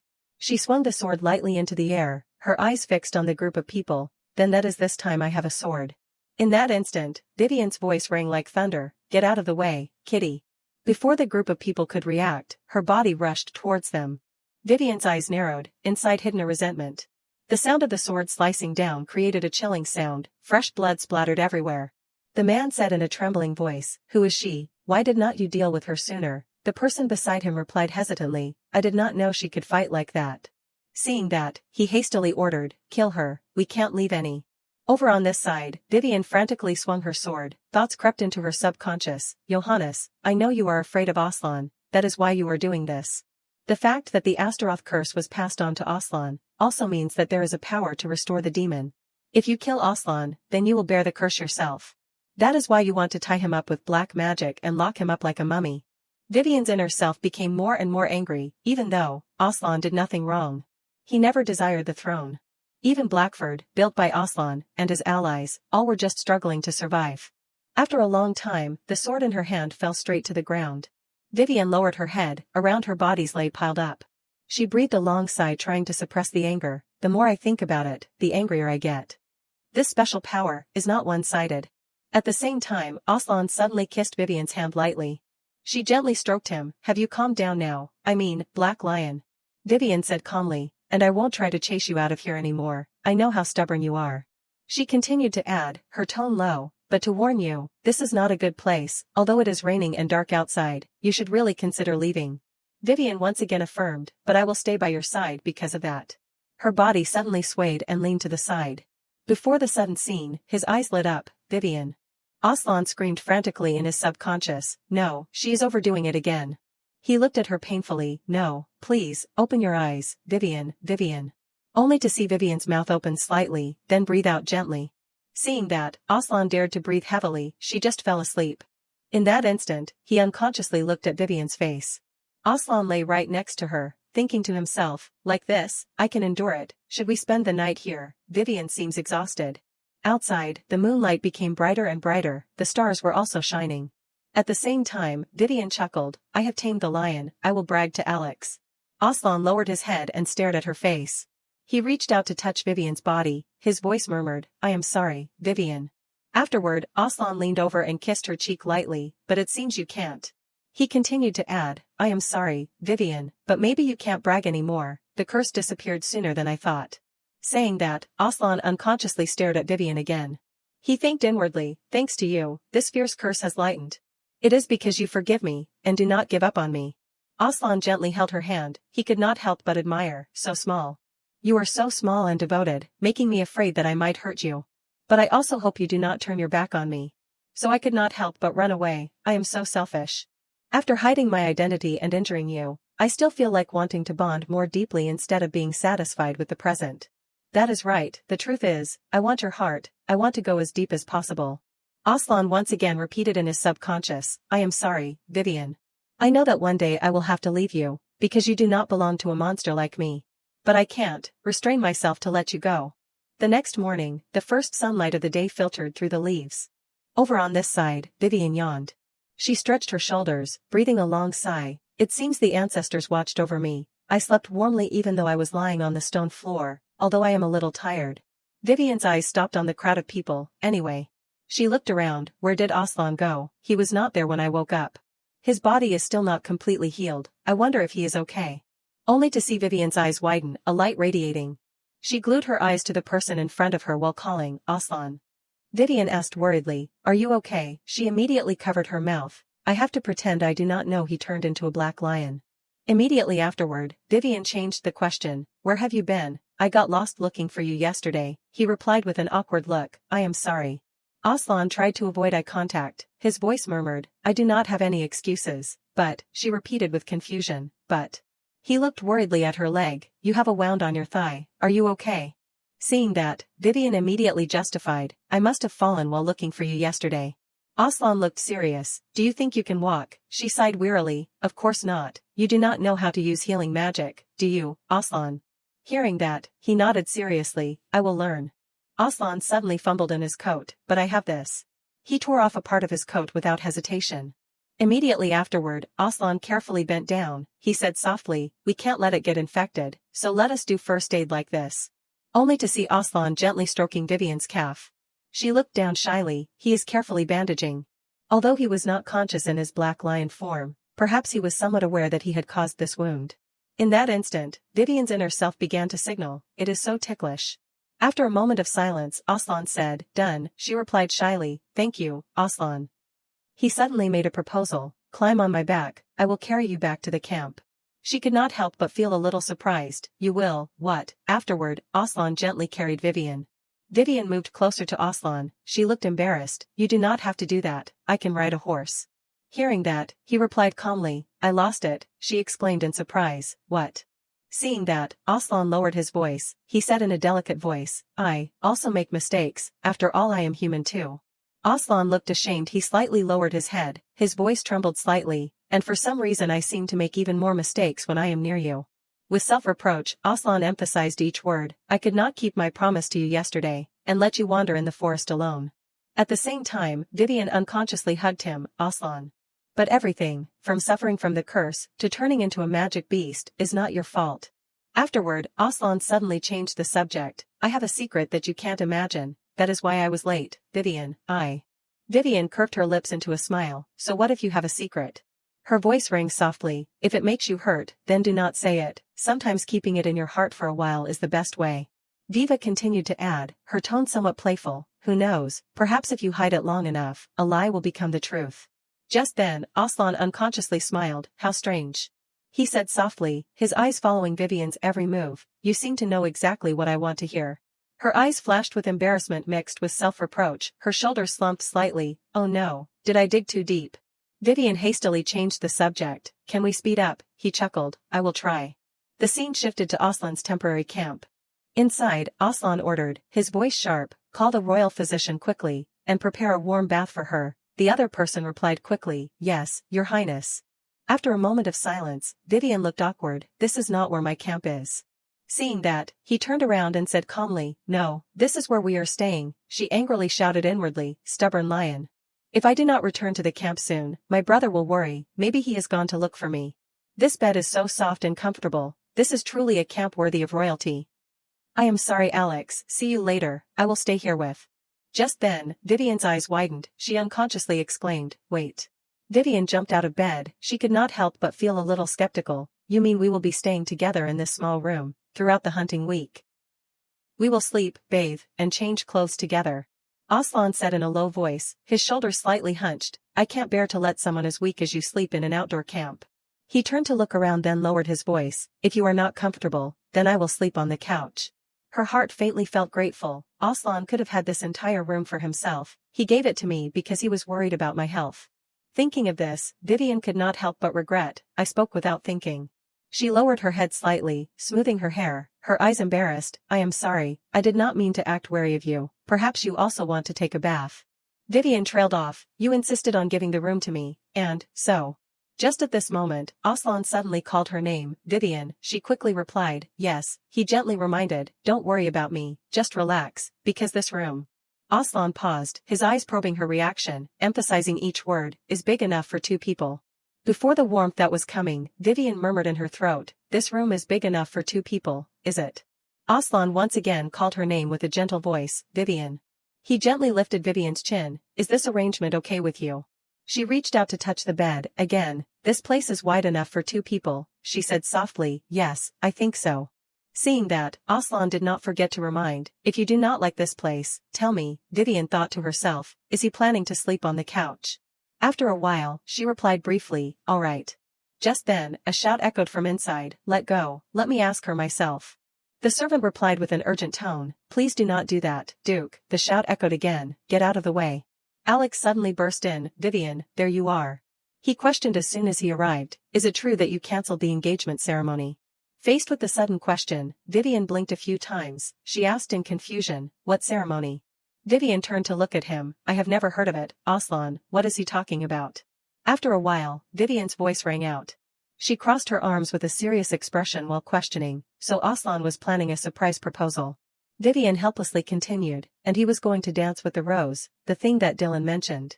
Saying that, she turned around with dissatisfaction, are you kidding me? Aslan stepped closer, he looked confused, I can explain everything, that was. Alex shouted heavily, get out of the way, Dylan. Vivian frowned slightly, I almost experienced the most embarrassing feeling in the history of the Empire. After a while, she coldly turned around, let us go. Alex, where's the camp? He looked at her in confusion, it is a long walk from here, are you okay? Seeing that, Dylan put on a worried expression, lady. At the same time, Aslan suddenly approached, his voice lingering, Dylan. Aslan's face darkened, his voice rang like a call from the dead. It seems I have let you have too much freedom, do not you think? In the mansion, Dylan's scream echoed, I am sorry. The fourth day of the hunting party, the queen's resting place. On the dining table, spoons and forks were neatly placed along with a vase of flowers. At the same time, Johannes tilted his head slightly, he smirked, you seem to be in good spirits, mother. The queen gave a slight smile, is that so? As you said, it seems I am quite satisfied. Her face flashed with satisfaction, I finally caught Amelia, that eyesore, out of sight. She thought she was high and mighty, just because she was the emperor's mistress, but it was all ruined by Miss Vivian. The queen gently placed the teacup on the table, she thought to herself, that is right. In that instant, her face appeared clearly in her subconscious, Miss Vivian Eleonora. At first, I thought she was nothing more than a spoiled brat only relying on the family's reputation, so I pushed the engagement proposal from Johannes to Aslan as if bestowing a favor. But thinking about her proving herself so talented and humble, I realized I wanted her to become the crown princess even more.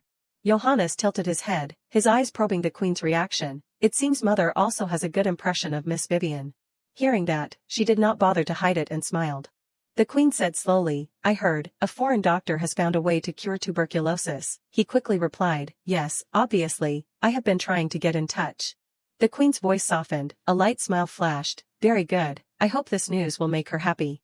Saying this, she did not forget to remind, you should also build a relationship with Duke Eleonora, that will be a good way to pull Eleonora to our side. Johannes replied quickly like a machine.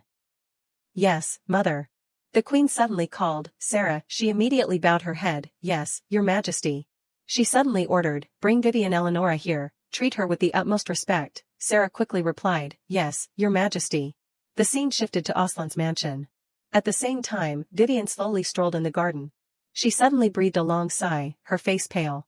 Vivian could not help but admire, today is an unofficial holiday of the hunting party, but I did not expect her to call me.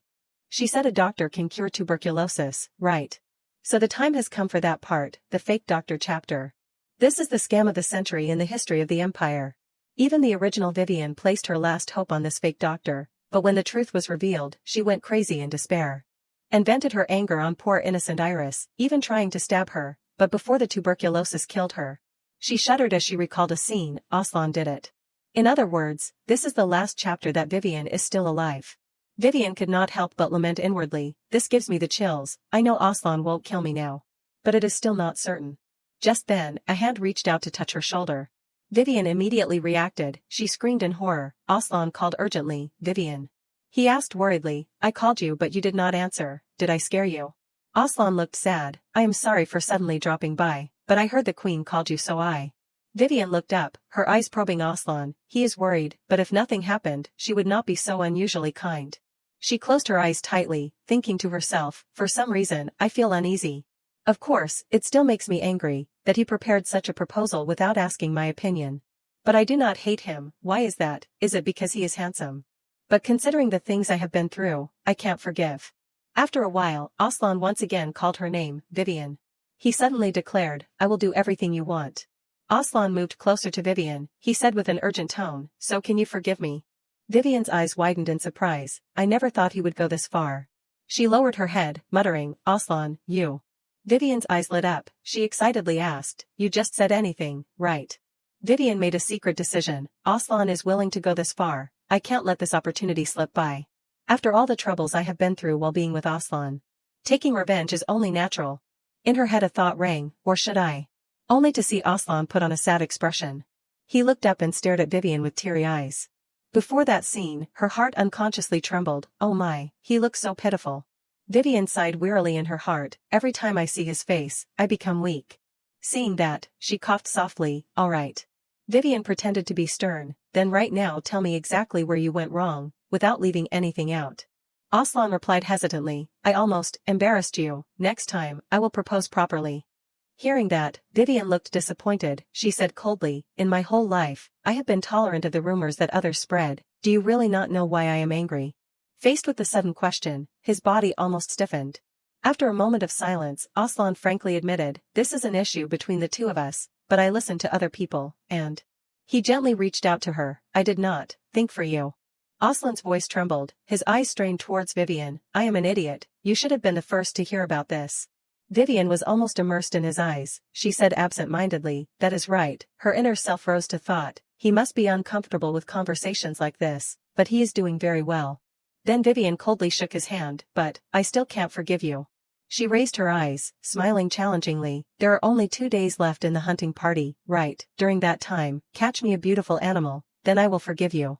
Saying that, Vivian put on a smug expression. "Aslan has the skills but can't achieve that in 2 days. It seems that is a good way to repay," he replied briefly without hesitation. "All right." Aslan's eyes followed Vivian, his hand placed on his chest, his voice gentle but sure. "If I can get your forgiveness, I will gladly lose the honorable victory." Before the aura that was constantly shining, she faintly felt helpless.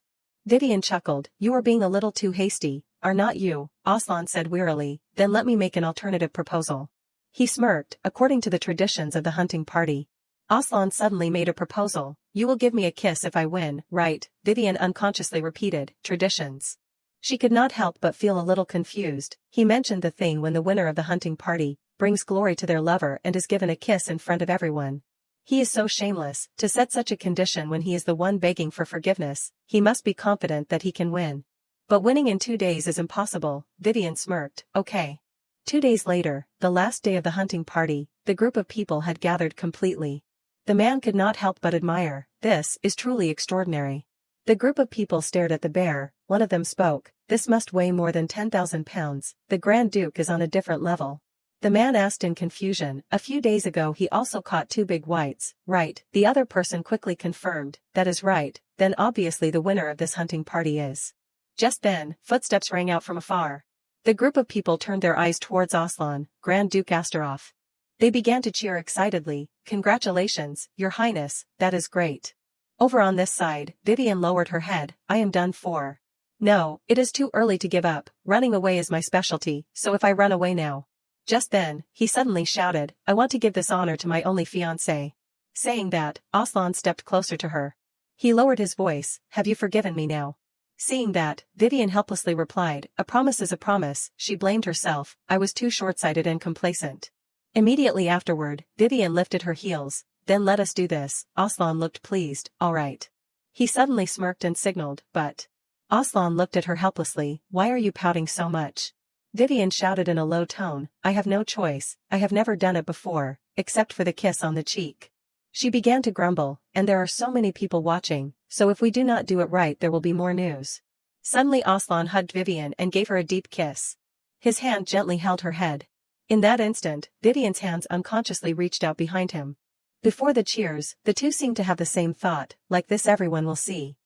Our engagement is very solid, that is enough." But at this time, Vivian could not help but admire. "Why is my heart beating so fast?" Seeing that, Aslan asked worriedly, "Are you okay?" She replied shyly, "Yes." Vivian turned away. She thought to herself, "That is because of the festive mood around me." From the assassination attempt on the queen, to Aslan's new hunting record. The hunting party, having satisfied countless whisperers, finally ended amidst the shouts of the crowd. After the hunting party, we returned to Blackford. "I want to live a peaceful life, healing the wounds I suffered in the tomb." "That is right, peaceful, is what I desire." After a while, the group of people surrounded Vivian's desk. The teenager quickly reported, "His Highness has ordered, the floor and walls in the banquet hall are completely replaced." The man excitedly added, "He also arranged the chandeliers and windows in the hall to follow the latest trends." The group of people handed the pieces of paper to her in turn. The questions piled up. "Do you not like this item in the catalogue, lady? Then can I suggest a unique decoration, lady?" Seeing that, Vivian sighed in her heart. "Why do I have to face this anger as soon as I return? Since arriving in the capital, I have not had time to rest, because of my 18th birthday, and the coming-of-age ceremony." The scene shifted to outside the city. Jesus stared at the city gate where the crowd was gathering. He smirked. "It seems the lady is busy." Jesus said implicitly, "I need to talk to her urgently." He breathed a sigh. "Although there are many guests coming to Blackford, but it is very easy for me to sneak in." Saying that, Jesus could not help but feel a little excited. "I wonder if she will recognize me this time." Returning to Vivian, the man continued to ask, "Lady, all of these are the best items imported from abroad. How do you like this design?" She helplessly looked at the pile of documents in her hand. "This is a bit too much. I was hoping to just smile and endure, but it seems I have no choice." A thought flashed in Vivian's head. It is time to play that game. From inside the room a loud noise kept coming out. Dylan immediately reacted, "Lady." He asked worriedly, "Are you okay, lady? Shall I call the doctor?" "No," she said weakly, "I think I need to rest." Hearing that, Dylan immediately made a proposal. "Then I will tell the merchants to come back another day." Vivian frantically resisted inwardly, "They do not need to come back." As soon as the group of people left, she sighed inwardly, "Finally I can breathe." Vivian looked dazedly at the figure in front of her. "You are?" Jesus bowed politely, "Hello, I am an employee of Lady Scarlet's shop." He frankly admitted, "I came here to take measurements for the bodice that was ordered." Dylan leaned over and whispered, "Should I kick him out, lady?" Vivian's eyes suddenly sharpened. She replied briefly, "Wait." Vivian looked suspicious. "I have seen that pin before. It is the eye of truth that Jesus likes to wear, right? I have seen it in the novel." Thinking of this, she silently affirmed, "Then that must be Jesus." Dylan immediately approached. "Didn't you hear what the lady said? The lady needs to rest. Get out of." Seeing that, Vivian hastily interjected, "Wait." She stood up while explaining, "It is okay, Dylan, I called him, so he can go upstairs with me." He looked worried, but... Seeing that, Vivian emphasized each word. "Lady Scarlet's shop has a long waiting list, so this price is not big." Dylan bowed. "Yes, lady, if you need anything, just call me." Immediately afterward, the door slowly closed. Inside, she turned to look at Jesus. "I did not expect you to come here in person." Vivian narrowed her eyes, "Especially not in this form." He curled his lips and smiled, "The demonic energy in the house gives me quite a headache." Jesus did not forget to complain, "The Grand Duke protects you as if you are a rare treasure." He turned around while saying implicitly, "Which mage can fool him besides me?" Saying that, Jesus leaned back in the chair. "I thought you would see through me right away," Vivian thought to herself, still as annoying as ever. She quickly went straight to the point. "In any case, you are here, meaning you have found a way to break the black magic, right?" Jesus said with a heavy tone, "It will probably take a little more time. I have encountered an unexpected obstacle." Vivian exclaimed in surprise, "What? I thought I did not cause you any problems." He nodded slightly, his voice rang low, "Of course, but first, I have something I want to ask you." Jesus turned to look directly into her eyes. "The demon Astaroth seems to be related to the black magic inside you." Saying that, he probed, "I want to trace to its origin. Can you think of anything?" Thoughts crept into Vivian's mind. "The six-pointed star mark I saw on Aslan in lion form is similar to mine, but that is not the mark described in the original story. It requires a link between a person and a beast, and because I have never met that condition, there is no way I have that." Jesus's voice was still lingering. "That magic circle is suppressing your tuberculosis," she thought to herself, as Jesus said, "Since I discovered this magic circle, my tuberculosis symptoms have been greatly reduced. If this is not a coincidence, meaning I will not die before Aslan dies." Thinking of this, Vivian could not help but feel a little uneasy, "And if he dies, I will die. So because the two people have the same mark with interconnected lives, I should not rule out this possibility. If this magic circle is the mark, now I do not have enough information about the magic circle. It seems Jesus knows something, so I will have to ask more. But I have to be subtle." While pretending to be indifferent, after a moment of silence, she slowly spoke, "I am not even sure when this circle appeared." Vivian calmly said provocatively, "You came all the way here just to ask me that. I thought you were confident." She looked smug. "Does it sting? Go on, reveal everything you know." Contrary to expectations, Jesus looked indifferent. What a disappointment, to not think of anything. He suddenly brought a shocking information. "If so then, you probably also do not know the demon Astaroth has plotted with the Eleanor family." Her eyes widened in surprise. "What?" Jesus calmly added, "I said the magic circle on your body is not yet complete, right?" He spoke while smiling. "The reason is your bloodline, the pure Eleanor bloodline, has prevented the dark magic from taking over." Jesus emphasized each word heavily, because two different types of dark magic cannot harmonize in one time. The one that is cast on later will not be complete. In that instant, Vivian's head buzzed. Mother is a direct descendant of Eleonora, and father is from a distant line. But this is not in the novel. This is too confusing. I intended to provoke Jesus, but it backfired on me.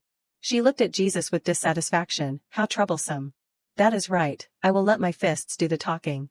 At the same time, a knock echoed from inside. Vivian turned around in surprise. Aslan. She hastily signaled, "Jesus, Aslan is coming, you should hide." Then suddenly he wrapped the rope around Vivian's waist. Meanwhile, Aslan quickly entered. "I am here, Vivian." He narrowed his eyes to look inside while asking, "How are you feeling?" Aslan slightly raised his eyebrows. "Dylan said you were coughing badly just now." Only to see Jesus measuring the width of her waist. He lowered his voice. "I felt him coming because of the demonic energy in the house. Do not worry, I will make sure he does not suspect anything." Aslan stepped closer. He asked sternly, "You are an assistant from the shop, What are you whispering? Jesus smiled kindly. Her measurements, I just finished. At this time Aslan looked around. I knew an assistant was coming, but is not it a woman? He asked coldly. How old are you? Jesus answered honestly. I am 16, Your Highness. Aslan continued to interrogate. What is your name? He replied briefly, Miguel. Hearing that, he put on a displeased expression. Your shop is so short of people that you sent a kid to take measurements for a lady. Jesus replied with a naive expression. Lady Scarlet has many assistants, but I am the one assigned to take measurements for noble ladies. Saying that, he smiled. They like a cute, attractive boy like me. That is the shop's secret. Over on this side, Vivian also had to nod in agreement. That is right. She startled and turned to look at him. No, wait, why is he so good at acting and making up stories? Vivian quietly observed him. Aslan also does not look happy. Her eyelashes trembled slightly, following a train of thought. In that instant, Vivian could not help but feel a little worried. Knows it is Jesus.